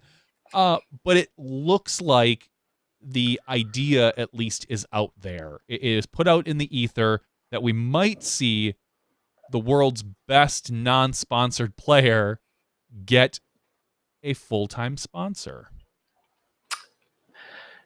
I'm a betting man. I was going to say if I was, but I am. I'm a betting man, and I would follow that up by saying I absolutely would not be shocked or surprised, and I would not take the bet if someone said, hey, I bet Nico never gets sponsored by Discmania. I would not take that bet. I'm not saying it's obviously that I have any insight that it's for sure happening, but yes, I feel like that door and that conversation has been open. UC obviously left it a little bit ambiguous with his response there. I know personally that Nico has been throwing some Discmania stuff. In fact, when we were on the ferry together heading on to Nantucket Island a few weeks ago, I think he was talking about how he literally picked up a Discmania disc and bought it like in a store at a shop at one of the tournaments recently, or found it, something like that. It was a Discmania disc, and that afternoon he was out throwing it during the competitive tournament. So he clearly he's not afraid to try new things. He has thrown a very mixed bag throughout the years. He's been sponsored by almost all of our major manufacturers at one time or another, and it's just something that I would not leave out of the realm of possibility now if Nico were to join and be part of that. And something else to follow that up with, I was surprised. I'll say surprised. Nico played the MPO played early on Friday, which is a whole nother subject, but the MPO played before the FPO on Friday. That's the best way to word that. They went off first. When they were done on Friday, Nico was out following the last few holes of the FPO lead card. And that's something I've just never seen before. So I don't know if he was just out for a stroll, if there was something specific he was looking for or doing. I didn't get a chance to ask him, actually. I believe him and his lady friend were out there. Maybe she had a vested interest in watching someone play. Maybe he did. I don't know. Maybe he didn't get his steps in on his pedometer. I don't know. But it was interesting because I've never seen Nico during an opening round come back out and then watch the golf on the FPO side. So I don't want to overanalyze it, but it was interesting. That's the best word for it. He's a free spirit. He's an odd duck. He's one of those guys that it wouldn't surprise me to be walking through the IDGC, look up and see Nico in a tree at some point. Like, I'd look up and be like, whoa, okay, Nico up in the tree. What? And I would keep walking. It wouldn't even faze me. Nico is just that type of free spirit. And he could tell me that he's communing with the trees, hoping to not hit them this weekend. And I'd smile and be like, awesome, Nico, and keep going. That's just the way Nico is. What do they say? You walks to the beat of his own drum? Marches or something, but yeah. Marches? Okay. Yeah, I mean, he again, I'm not even making anything of it. I just wanted to point it out. I thought it was really interesting that he was out there taking in the action. And it's great. I mean, there were 12 world titles in that opening card. So maybe I shouldn't be so surprised. You had Elaine King, you had Paige Pierce, Katrina Allen, and Sarah Hokum, none of which coincidentally play for Discmania, as I guess we were just referencing. So I didn't see a tie there. And there were 12 world titles among them, so I think that's great. And of course, he knows and is friends with all of those women. So maybe I shouldn't be as surprised as I am. It was out of the ordinary is how I would take that. So for whatever that's worth to you guys. But yeah, and he seems like he's been playing some really good golf lately. So we'll see how the Tour Championships treat him this weekend. Having that great stellar performance at the USDGC and coming up just a bit short.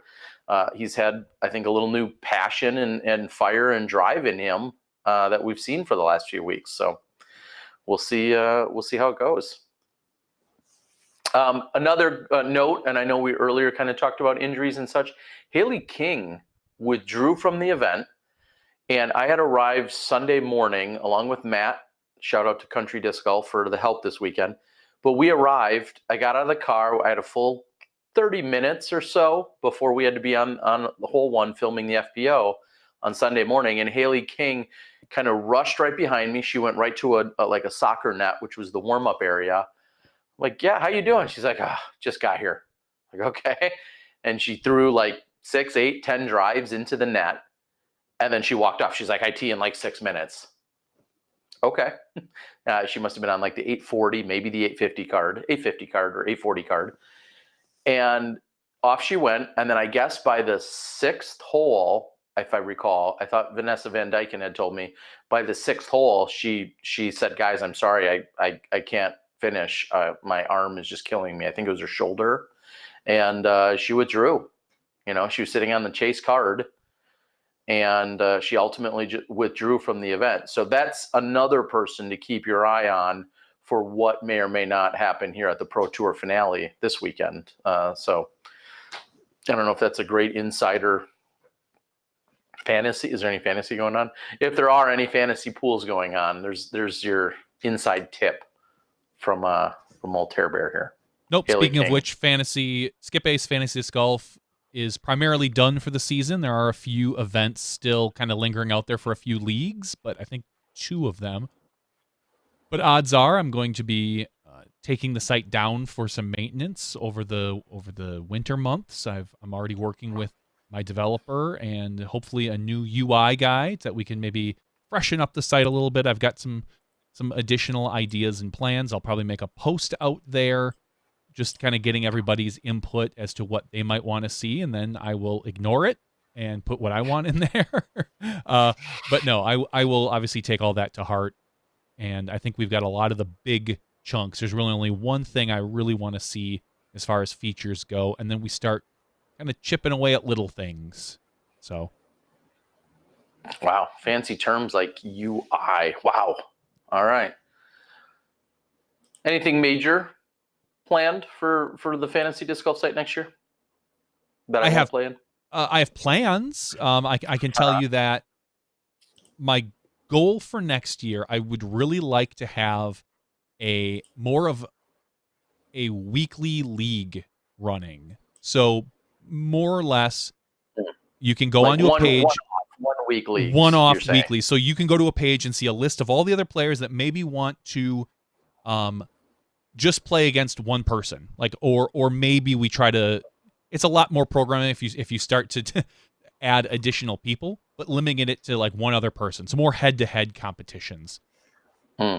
And I was kind of thinking, I think it could be a fun side game to maybe, when everybody signs up, like give them like 100 skip ace points that you can then, we'll say, wager amongst those individual games every week.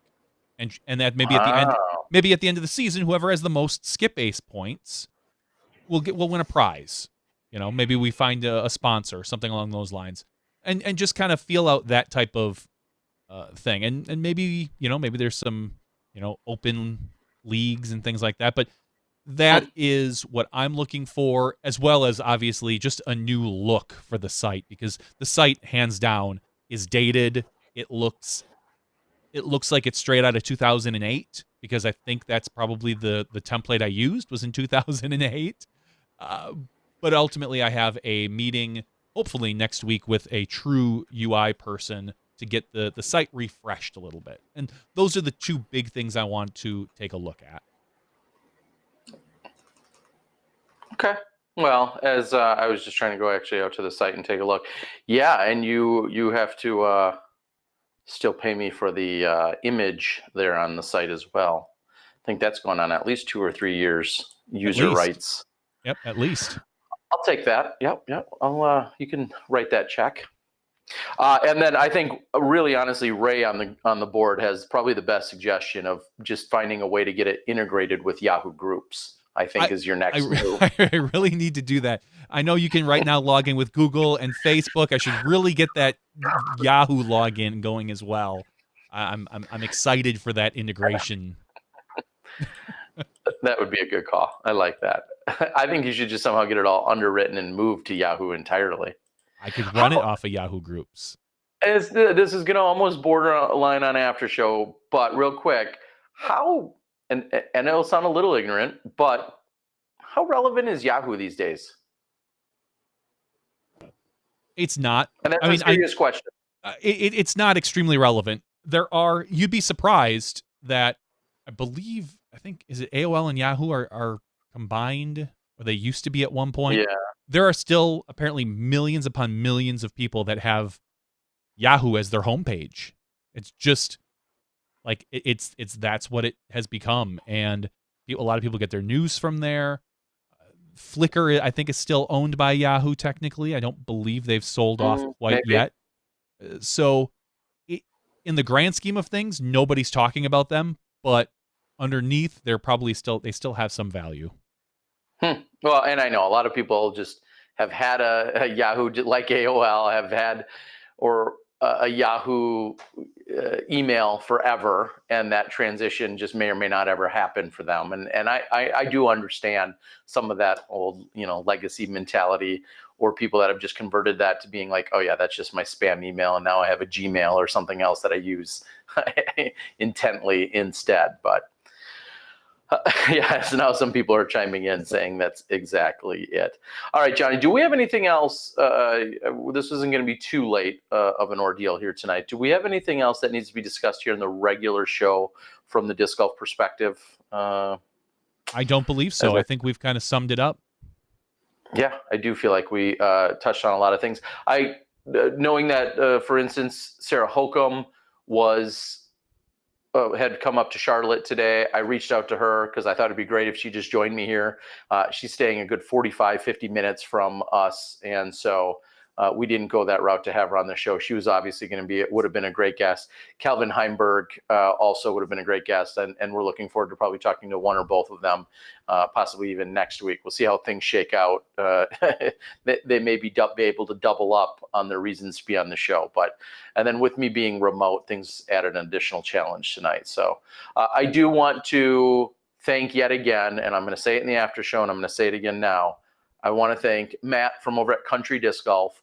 For the third or fourth year in a row, he's made the 6+ hour hike to come from Mississippi to then be catch cam. Also worked his tail off on doing some editing this weekend.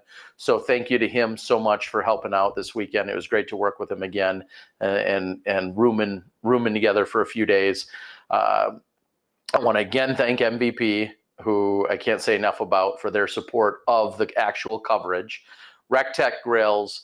I want to thank Disc Baron yet again, of course, and I want to thank PCS Open and Life over there in Norway, who helped. Some of you saw a little bit different graphics package that I had out this weekend. It's still a work in progress. We're not fully there, but I feel like it was a significant upgrade, and that's all because of some help I got from the PCS Open crew out there in Life, and it was really awesome to have. So thank you to all of those guys, including PDGA and beyond. So it was an awesome weekend out at the IDGC, and then all of the Hall of Famers. I mean, that just speaks for themselves. And a quick side note: earlier, Dana had mentioned Andy Young. She, as far as I could tell, for the brief interaction I was there, I believe she is officially taking over the curator or head position of the Disc Golf Hall of Fame, and Speedy Guerrero has transitioned that spot over to her, and she is now going to be the main go-to person. I'm sure there's a more official term for heading up the PDGA, or not the PDGA Hall of Fame. Let me rephrase that: the Hall of Fame. The Disc Golf Hall of Fame. So congratulations to her and to the newest inductees.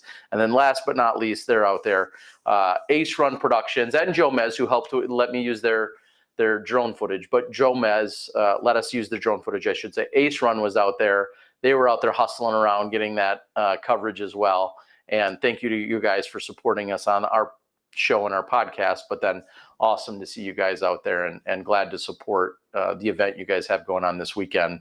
And I'm glad I could throw a few discs your way so that I could get thrown into the prize pool. All right, Johnny, I'm going to close things down for us after all those shout outs and thanks. Thank you guys for joining us tonight. We're going to have a brief after show, or at least I'm going to be brief in the after show. I don't know about Johnny V, but I'll be brief here in the after show as I'm in Charlotte, on site, on location. Thank you to the PDGA. Thank you to the Hall of Fame Classic and RecTech Grills and everyone over at the National Tour final event. Thank you to all of the women competitors we got to film, along with Elaine King, Rebecca Cox, Holly Finley, and Sarah Holcomb for doing all the commentary. You guys were great. I appreciate it. And looking forward to the Disc Golf Pro Tour Championships taking place this weekend. We hope that you're going to tune in live with us for the Disc Golf Pro Tour live account where you can consume it. Thanks, Dana. Thanks, everyone else. Johnny, thank you too. We'll see all of you guys in the after show in just a few moments. Stick around for more action when you step inside the Smashbox. Thank you to our $2 and above patrons. Your name is listed below in the credits. If you are interested in being listed as a producer in the SmashBoxxTV credits and supporting this and other fine podcasts, please visit patreon.com/SmashBoxxTV.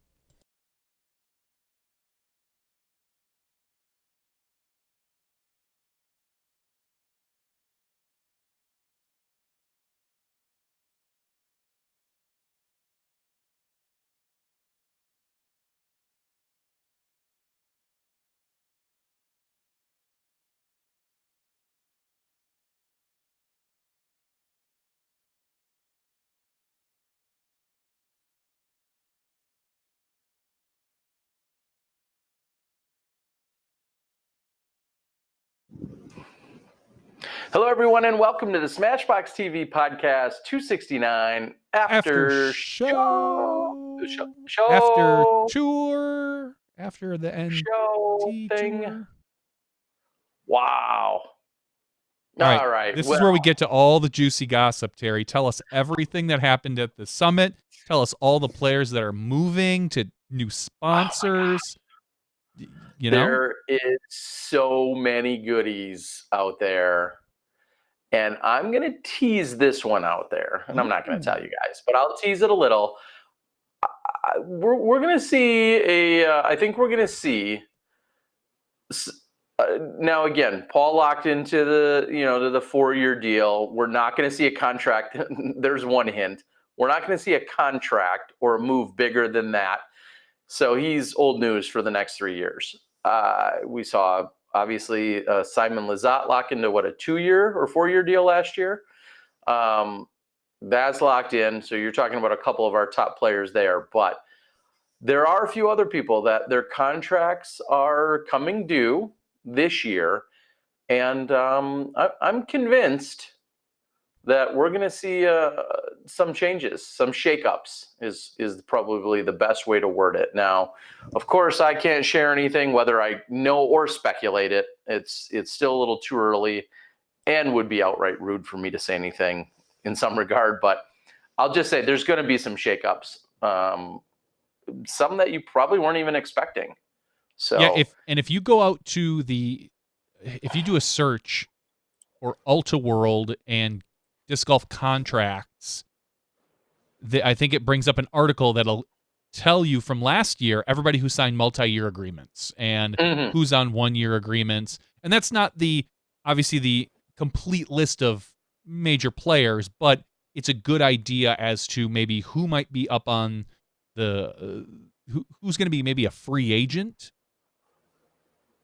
So it's out there. I tried to do it on my computer and it crashed my browser, and I totally blame Ulta World for that. It definitely was not Ulta World. It was definitely my computer, because it's the second time it crashed.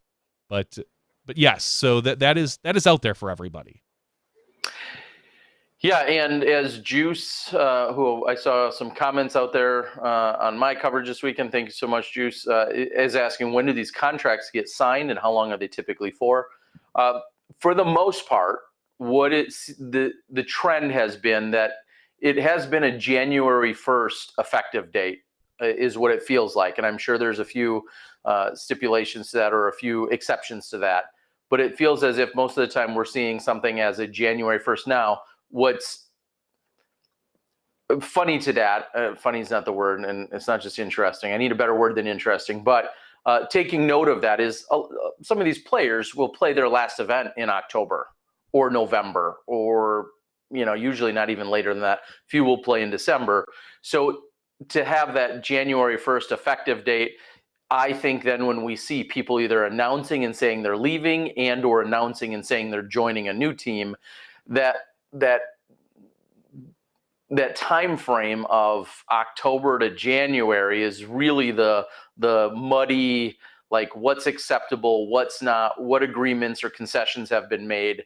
I think that's just kind of the limbo stage. That's really almost awkward, because it's just that usually it's rumblings, but then they're usually under contract technically until the 31st of December. So will that ever change? I bet you it will at some point, because to me it seems silly knowing that a lot of our top level players will have their last event in October or November, and may or may not have their first event until February or March. Waiting till that January 1st timeline, I don't know, just it feels weird to me. Do you think it matters, Johnny? I don't think it matters. I think that I kind of, on one hand, I really do like first of the year because it's a nice clean break. It feels like it's a summation. But on the other hand, the first of the year for media can be a little awkward at times, just because it's New Year's and vacations and things like that. Sam Martin, the dead of winter. Yes. Yeah. Sam Martin has a great idea that we just do like a really long live stream where we bring on a player one at a time, and that's where they announce it. Like they put on a hat, like hi, I'm so and so. I'm going to MVP, and everyone applauds, and his family's behind him cheering. Yeah. They're holding up a caddy bib. I was going to say a jersey, or one of their new sponsored shirts, probably a polo or something like that. But instead, they hold up maybe a caddy bib that says "I'm playing for," and then it's got the name on the back. I think we're onto something there. That sounds like a great idea. We just have to make sure that, I'm down with it. We have to make sure players can keep their mouths shut so that it doesn't leak out. And then they join us. It would be a lot of fun to literally have a 10 or 15 minute time slot for 10 players, at least, or whatever the number ends up being. To have a time slot. Okay, 12 to 12:15 is so-and-so. 12:45 to 1 o'clock is so-and-so. Have all of these players with a scheduled time to come in and make an announcement. And maybe we'd throw off people and say, even during the people that are staying. Maybe they've re-signed with whoever. Like any contract being signed. Yeah, I think we're onto something. That would be a lot of fun. Yeah, let's get them all on it. All right, Terry, you have all the connections with the pros. Let's make sure that happens. No, I won't even make the joke. All right, that's mean. I was told at one point I didn't have any connections, so but maybe I'll reach out to someone that does. Who told someone this weekend told you that? No, someone told me that a few months ago that they have all the connections to the pros, and I'm not trying to play tough like, oh, I'm the most connected guy, but the way they presented it as if I couldn't reach out to a player myself, and that they had some, additional inside line. Sorry, Mo. Do I owe Mo money for saying the inside line? Gosh, darn it, that guy. That guy's gonna get us. Anyway. Yes, somebody says that would be a very engaging stream. It could be a lot of fun depending on when they did it. I don't want to wake up and have it at 8 a.m. on January 1st, but if somehow they would provide that would be a lot of fun. All right, Country Disc Golf says Terry hugs so many people at the Hall of Fame. He really makes Dana jealous. Yeah. Here's what I will say. I appreciate that sentiment. Again, I said it earlier. It's bittersweet being there and it not going back, to have the Hall of Fame ceremony, to have all these dignitaries, all these amazing ambassadors and pioneers and godfathers and godmothers of our sport all in one spot. But at the same time, I was so torn and disappointed in that the second the round was done, like any other weekend we're working, it's like I immediately started copying footage and then had to run off and start editing. So there was a video showing that happened, I believe, on Saturday night. There was a collector fly mart type setting that I didn't even go to. And then there were so many of these amazing humans that I literally, most of them, I was like, hi, bye, sorry, I got to go. And like couldn't engage with any of them because we were trying to get the next day, footage out. And that to me was heartbreaking. So if I'm ever in that position again, I need to find a way to have a better balance or hire yet another person, because the opportunities that I missed out on just having catch-up conversations with so many of these amazing humans, that was the one part that definitely saddened me throughout the weekend. Just so many great people. And I didn't even get a chance to say it. Eric Marks, who was inducted into the Hall of Fame, who's from Texas, I don't remember the last time I saw him, but I know the first time I saw him, and that was 1996, when him and Ken Climo were in Wisconsin and playing at the Fox Valley Open, where you and I grew up, Johnny. Mm-hmm. He was at that event playing in it. And that was the first time I ever met him or saw him, and I didn't really know much about him. He was already a stud at the time in the mid to early 90s, but I didn't even get a chance to talk to him this weekend.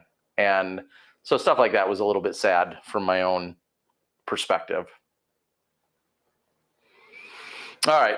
Juice says, yeah, if the Hall of Fame doesn't have a section for coverage or announcing, they should. So important, all of you bringing disc golf to the masses.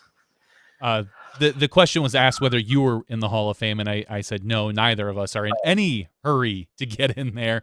And I mean, clearly, because if we get put in soon, they're just going to have to remake a plaque with all of our new achievements in a couple of years. And, they're going to have to, as we get older, they're going to have to redo the busts that they do of our shoulders up. And, we can't have that. Yeah, I'm going to get thinner. That's right. You don't want a fat bust. You want the thin bust. Yeah. When they, so, I've been working on that. Yeah, me too. I'm working on catching you or something. No, and for those, we have no. It's gosh, I'm only 41. I'm in zero hurry to get into that Hall of Fame by any means. If either of us would ever make it in, there's a lot of people more deserving than us that should go in the next 10 to 15 to 20 years, hopefully. That's kind of how I feel. Real quickly, I will read. If you go to pdga.com/DGHOF, as in Disc Golf Hall of Fame, it talks about it's an independent organization founded in 1993 by Levon Wolf, PDGA number 580. And he also created the Ed Hedrick Memorial Museum at the International Disc Golf Center. Hall of Fame charter says the inductees shall be judged to fit the following standards. And I think I read this a year or so ago, but it's worth rereading. Favorable standing and honorable reputation within the disc golf community. Well, that rules us out right there, for sure. Made significant contributions to the sport of disc golf through development, promotion, leadership, and/or sportsmanship that merit our recognition, remembrance, and respect. Gave back to the sport with a passion that transcends personal gain, and dedicated at least 15 years of service to the disc golf community. So those are what are stated in the charter. Again, so many, obviously everyone in there, and then plenty of people that aren't, that clearly need to be in there. I'm very blessed and fortunate. There's a different charter that's been set for the Wisconsin Hall of Fame. I was inducted into that a number of years ago, but yeah, the Disc Golf Hall of Fame is it's tremendous.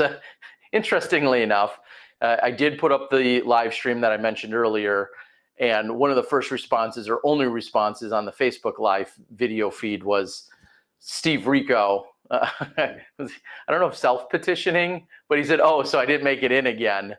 And little Stevie, little Spoon, Relax. Your time will come. You'll be there. I don't think you have anything to worry about.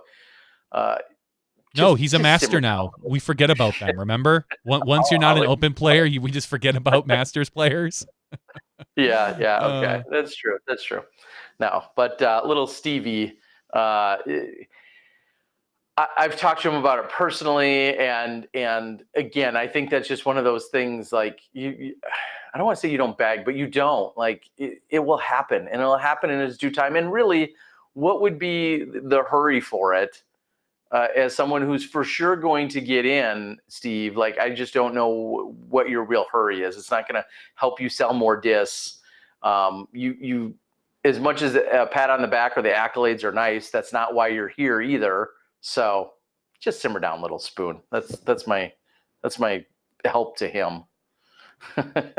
Who's the Pete Rose of the Hall of Fame? That I don't even know if I'd want to answer that, but well, I think there's two ways to look at that. You could say, who's the most eligible person that's not in, or you could say, who's the person that they're not letting in because he gambled on disc golf. I'm not sure which way you're looking at that.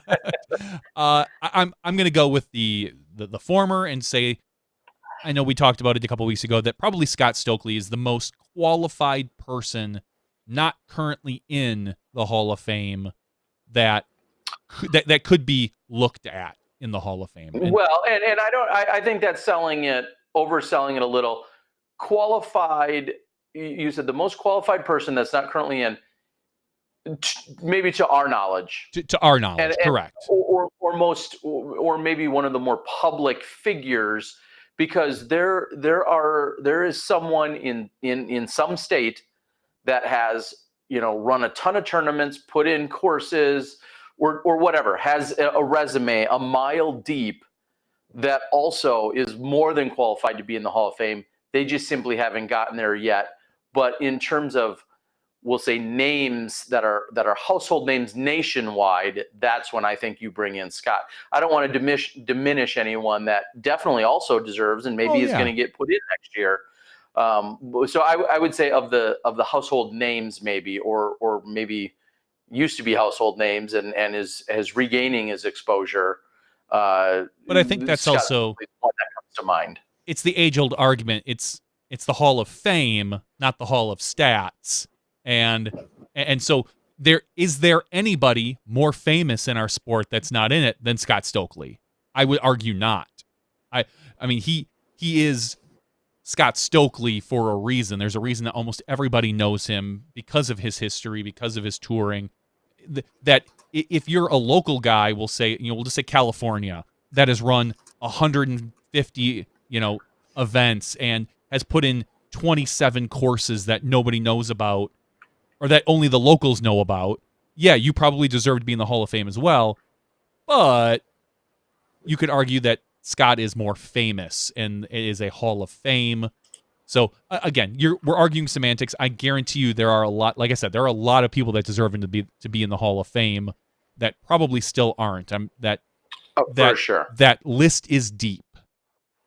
Yeah, and someone had asked about Elaine. Elaine was inducted in 1997. No, you do not have to be retired, is another question that's out there. And yes, Sam Ferrens is in. He was put in 1999. I think someone just asked that as well. And I'm trying to think of, let me go back and look as to anyone else that was discussed. Jim Palmieri, yes, absolutely. He was, I think, the first ever class in 1993, PDGA number 23. So yes, so the very first class, just to throw it out there, in 1993, when the Hall of Fame was started, Steady Ed Hedrick, number 1, PDGA number 1, Dan Stork-Roddick, number 3, Jim Palmieri, number 23, Tom Monroe, number 33, Dave Dunapace, number 987, Ted Smithers, number 1159, and Vanessa Chambers, number 2198. So that was your very first class of Hall of Famers back in 1993. So, yeah. And as we mentioned earlier, 2 this year, Eric Marks and Mitch McClellan. And to put that in perspective, Eric Marks is PDGA number 1024, and Mitch Mack, as he goes by, 3566. So those are your Hall of Famers from this year's class. Who would be, I just asked the question out there. Right now, if you're looking at media personality, who would be the first media person you would put in there? I think I probably have my answer. Strictly media, I think you're talking, I think you're talking someone like Terry Roddy. Nailed it. That's exactly who I was thinking. I mean, he's obviously done a ton. Some people, know the contributions he's made. Some people don't, and that's clearly not, I think, a defining quality. But someone like me and you, who have known what he's done and what he's been part of, I think his name has to be put on the table for that reason. For those of you who don't know, he works on the PGA Tour. He shot or shoots for CBS Sports and has worked for various entities, I think, related around the PGA Tour. And so when live broadcasting and some of our early days of filming was a thing, Terry Roddy was one of those resources that's been involved, and he was involved as recently as being part of the USDGC broadcast. I don't know exactly his specific role, but he was also involved in helping consult with the USDGC and with the live broadcast that was going on there. So he definitely is a name that you have to throw out there as being part of it. That was my idea, as probably if you had to pick someone, and I don't know if he'll ever get in, or he will or he won't, but if I had to pick somebody right now, he would be the person I would pick in the media world. You could make some arguments about like a Brian Sullivan. You could make an argument who started Disc Life and moved on and did some other things. You could make an argument for Billy Crump, who did the Clash DVDs at some point. I mean, you could make the argument for John Dusler, who helped start Disc Golf Planet. There's a lot of media people out there that, if do they get in because they were early and they did it first, or do you not put some of them in, and do you put the people who did it, we'll say, who've done it better, or whatever the discussion or argument is. I don't want to put down anybody's accomplishments, but I think Terry Roddy is the name that popped into my head. Yeah, I mean, exactly. And then as people are discussing, if someone has passed away, could they still get in? Yes, I know they have certainly posthumously. Is that the phrasing? Yeah. How is it pronounced? Anyway, someone that has passed away. I apologize if I botched that. Absolutely, Crazy John is in. Sorry, I'm not trying to mix those two statements. I was reading off the board. But yes, Crazy John. I want to say was he in 2019? It was at the World Champion, so it must have been 2009. Him and Lynn Warren. And I'm going to test my own knowledge there. I'm going to type in crazy. I believe, yes, 2009. Him, Lynn Warren, and Michael Sullivan were all inducted in 2009. So I remember it taking place in Kansas City as we were there for the World Championships when they were inducted. So yeah, and it's as posthumously is how I always. What do I know? I just talk on disc golf for a living. Pronouncing words is tough. Yeah, and it's funny because clearly we're in a whole different generation. I said this just last night among the table. I think talking with Hall of Famers Jay Redding and Des Redding, like there's people who don't know, maybe some of our viewers who have never seen or heard of or know Ken Climo like you and I did. And that's obviously just the evolution and the growth of our sport as to, you know, the newcomers that are here that don't have that history and, you know, recency bias or whatever you want to call it. They just simply don't know. Just like I live in yesterdecade of baseball and basketball and football stars, and I could barely name hardly any of them in today's world. But when I paid attention and was involved, you know, many years ago, that's who I know and that's who I reference, and I don't reference anyone as of late. So it's the reverse. If you just got introduced to disc golf 5 years ago, I don't expect you to know some of these names that you haven't seen. I don't expect you to know Crazy John necessarily, but clearly he's one of the most electric and talented and craziest guys we've had in our sport. I mean, that's all just natural, you know, history, you know, and can be said of any generation as sports and everything else just kind of move on. Just like you couldn't name, you know, all the movie stars from the 60s. And some people are like, why? You didn't know so-and-so? No, we were born in the 70s and didn't know movies until the 80s or 90s. So other names thrown out there, Jimmy McIlvaine. That's a name and a person that certainly comes about. I could certainly understand. Someone asked Steve Dodge. You know, he's been tournament director of the year. He's started the pro tour. He's you know, all the DVDs he created, all those DVDs he was creating when that wasn't, you know, like you said about Billy Crump. Those were some of the earliest disc golf coverage and DVDs we ever had. Was some of the first Marshall Street DVDs. And so what he was doing, Schwebby, I think Schwebby is just an absolute no-brainer. Schwebby's a lock at some point. Yeah, I mean, he's got 200 plus wins, and yeah. Yeah, and this gets into a awkward, you know, thing. I don't want to continue to read off every single name and then have us debate. That's there's no good that can come from it. But if you're throwing out a name on the board and maybe you're passionate because you know them or they're from your area or you just know their history, if you've gone as far as throwing out a name, there's a good chance that they're probably deserving, and it's just probably a matter of when their time, you know, when their nomination and their time will come for the Hall of Fame. Totally understandable. So, yeah, I guess this kind of, you know, I'll bring that full circle back to the idea of the national tour next year not wrapping up at the Hall of Fame Classic, not having that opportunity to have those Hall of Famers together in that specific spot. But, you know, how much did we talk about the schedule last week when we said we're going to see the Music City now be the ending event? And I know some of the guys from Music City have reached out to us, Johnny. They want to talk a little bit more about, they're obviously super excited. What is that like for Music City to not only be the final NT, which is new, it's a new event, and it's happening at the end of September. There's no longer that post-USDGC hangover or exhaustion, and instead it's going to be pre-USDGC. Do you have any hot takes or thoughts on that? I really... Not really. I mean, it's just a different ending. It's just a different endpoint. I don't know. There's no... Not to downplay the event. No, the event is great. I mean, the event is... I'm sure the event is going to be a phenomenal event. It's going to be run... It's going to feel a little bit strange, like you said, not finishing at the IDGC, but it's not going to feel like the end because It might by then.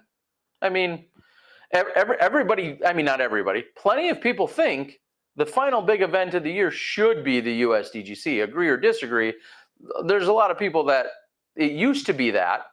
And then between the Pro Tour and the National Tour, it wasn't that because we had to have these weekends after, and now it's officially before it.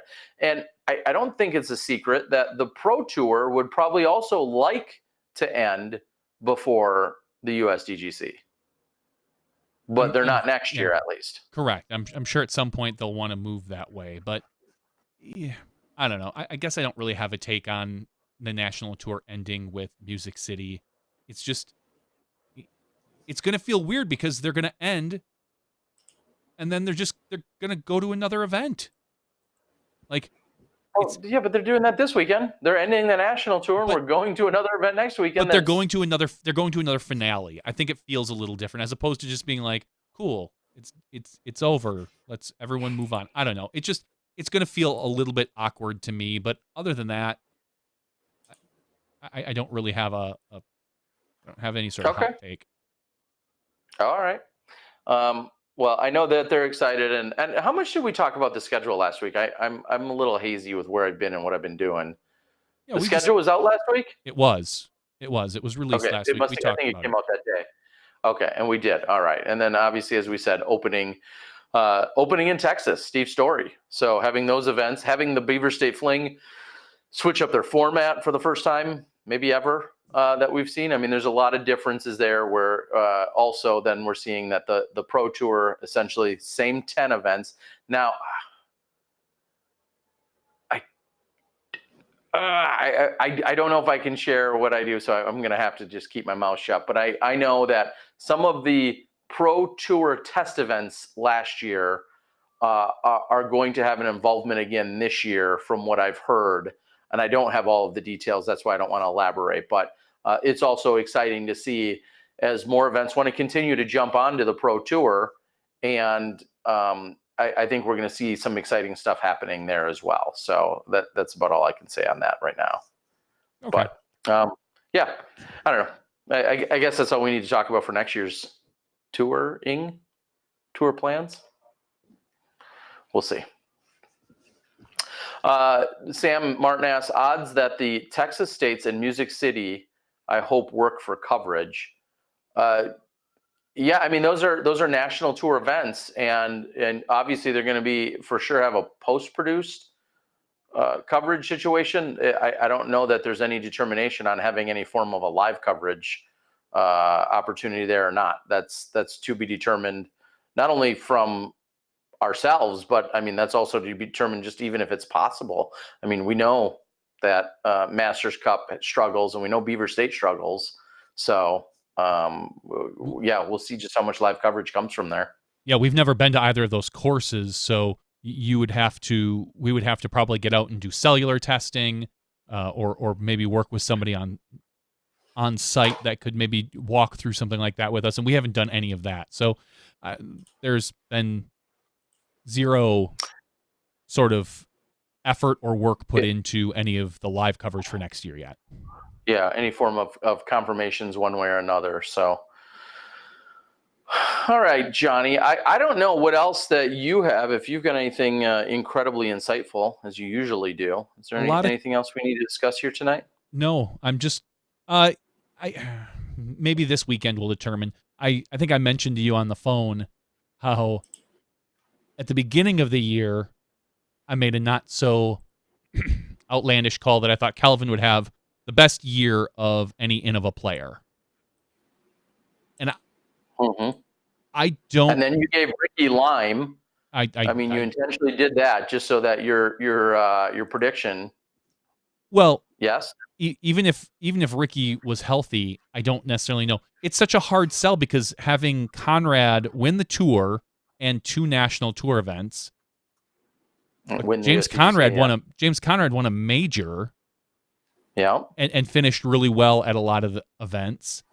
I don't know who had the better season. I think there's an argument to be had either way, whether 2 national tours are better than 1 major, or if I mean, we clearly know what the players would rather win, but when you're talking about a season as a whole, I don't Yeah, I mean, don't know if that's the answer. Not to tick on Ricky here, Or but he USDGC, won, sorry. yeah, he won Texas State's, which was an A tier. He won San Francisco, the Pro Tour stop, and he won Nantucket. I mean, those were his 3 wins. Now, granted, they're obviously all great wins, but those were his 3 wins on the year. He's sitting at $40,500 for winnings. And then, as you're saying, like, let's take a look at.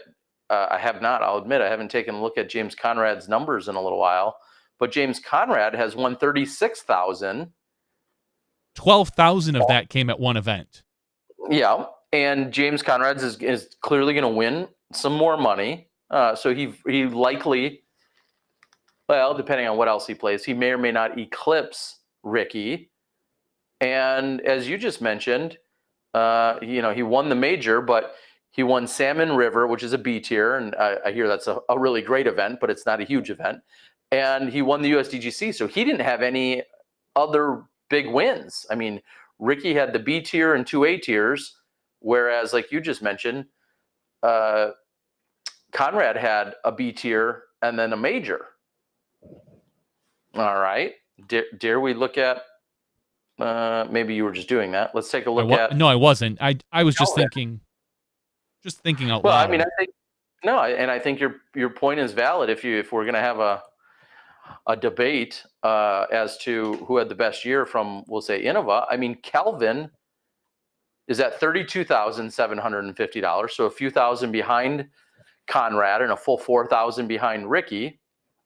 Kelvin won Southwest Florida, so a B tier, another B tier. He obviously won the 2 NTs. He won an A tier, the Ron Russell in Jacksonville.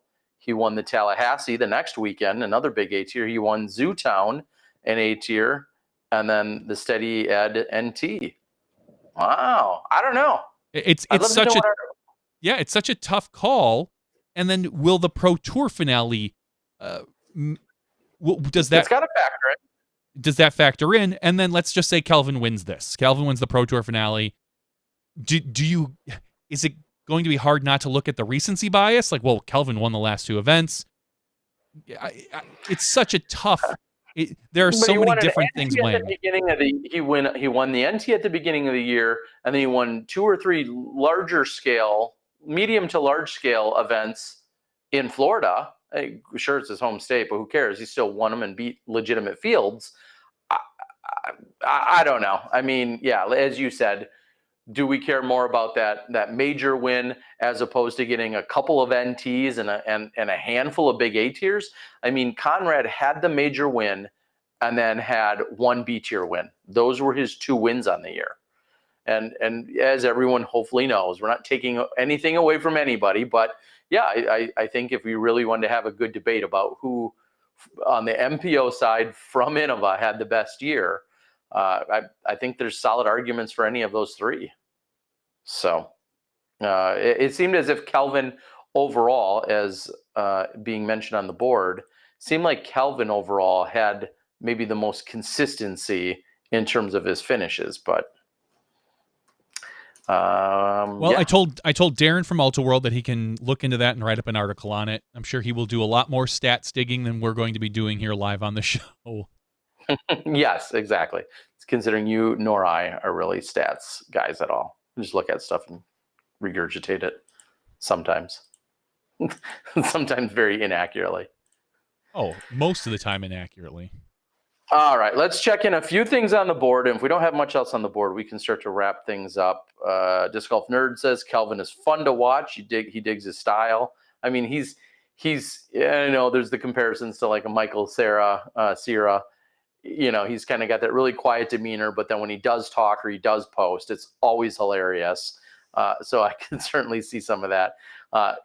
Whether it's a meme or just a regular photo going around, you see a certain degree of non-enthusiasm on his face, and that alone, I think, can make for some really funny pictures or thoughts. Johnny V does still get props for the bold prediction, though. Yeah, I mean, it was a solid one. It wasn't a crazy one either. No, it wasn't. I wouldn't even go as far as say it was bold. Kelvin is like was at the time the 4th or 5th highest rated player in the world. I just, and we knew Sexton was kind of taking a year off, so to speak, slowing down. So it was really a toss up between him and Ricky and Conrad. Those were the three, and I went with Kelvin just because I felt that he was due on his real first year of touring to come out. So it was semi-bold, slightly italicized. You're really, real trendsetter there. So as Jeremy asked, speaking of Kelvin, what was up with the Oakley dumping Pringles on him when he won? And then answered was on the board was it was the only confetti they had, and Melton is a comic genius. I think if that was all of the logic and the reasoning, I think they should have taken the Pringles out, crushed them really well, put them back in the can, and then used them to sprinkle all over them. I think they just put them on him, but I think they should have crushed them up if that was in fact the case. Why are the major tournaments avoiding Southern California? Matthew asked earlier. I think I kind of went on a tangent or rant a few weeks ago and said people from that area need to put together solid proposals and bids in order to be granted an event in any given area. Like that's really the core of it. Like, we can say all day long, hey, there should be a tournament at this, there should be a huge tournament at this amazing park. It's my favorite park in northern Wisconsin. But if there's not a club or an LOC, as they're called, local organizing committee, if there's not a club or an LOC and or sponsorship to accompany that concept, and the course really has to be good, not just your favorite, if all of those things don't line up, you're probably not going to have an event. And we hear it every year as the schedule unfolds. Oh, Worlds isn't in California again. Why not? Well, that always goes back to somebody from an area has to put together a solid bid and want to run it. And until that happens, it's not going to get granted in any given location. So someone said because maybe SoCal is literally on fire. Yeah, I mean, certain things clearly should be scheduled for certain months as well. So that may preclude you from wanting to run an event when Worlds almost always takes place in July or August for the most part. I don't know if anybody wants to be in Phoenix in August for the World Championships. Just throwing out one example. Where will we see you guys next? Other than this weekend, where we'll be at the Disc Golf Pro Tour finale, after that, I don't think we have any live plans solidified until, I mean, for the rest of our, ever, technically. Yeah, technically, never. We're not, it's not like we're shutting down, stop, drop, shut them down shop or something. We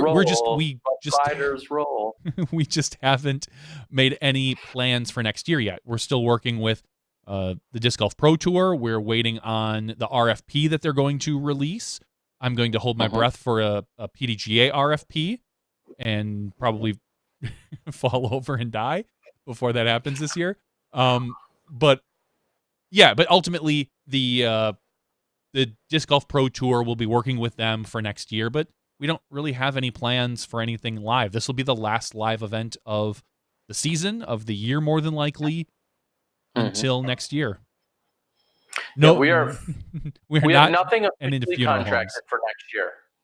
Yeah, we could do funeral homes. If somebody wants to pay us. We just haven't gotten into that yet. We're still trying to get our foot in the coffin. Ouch. Okay. Yes, Double G having a solid year.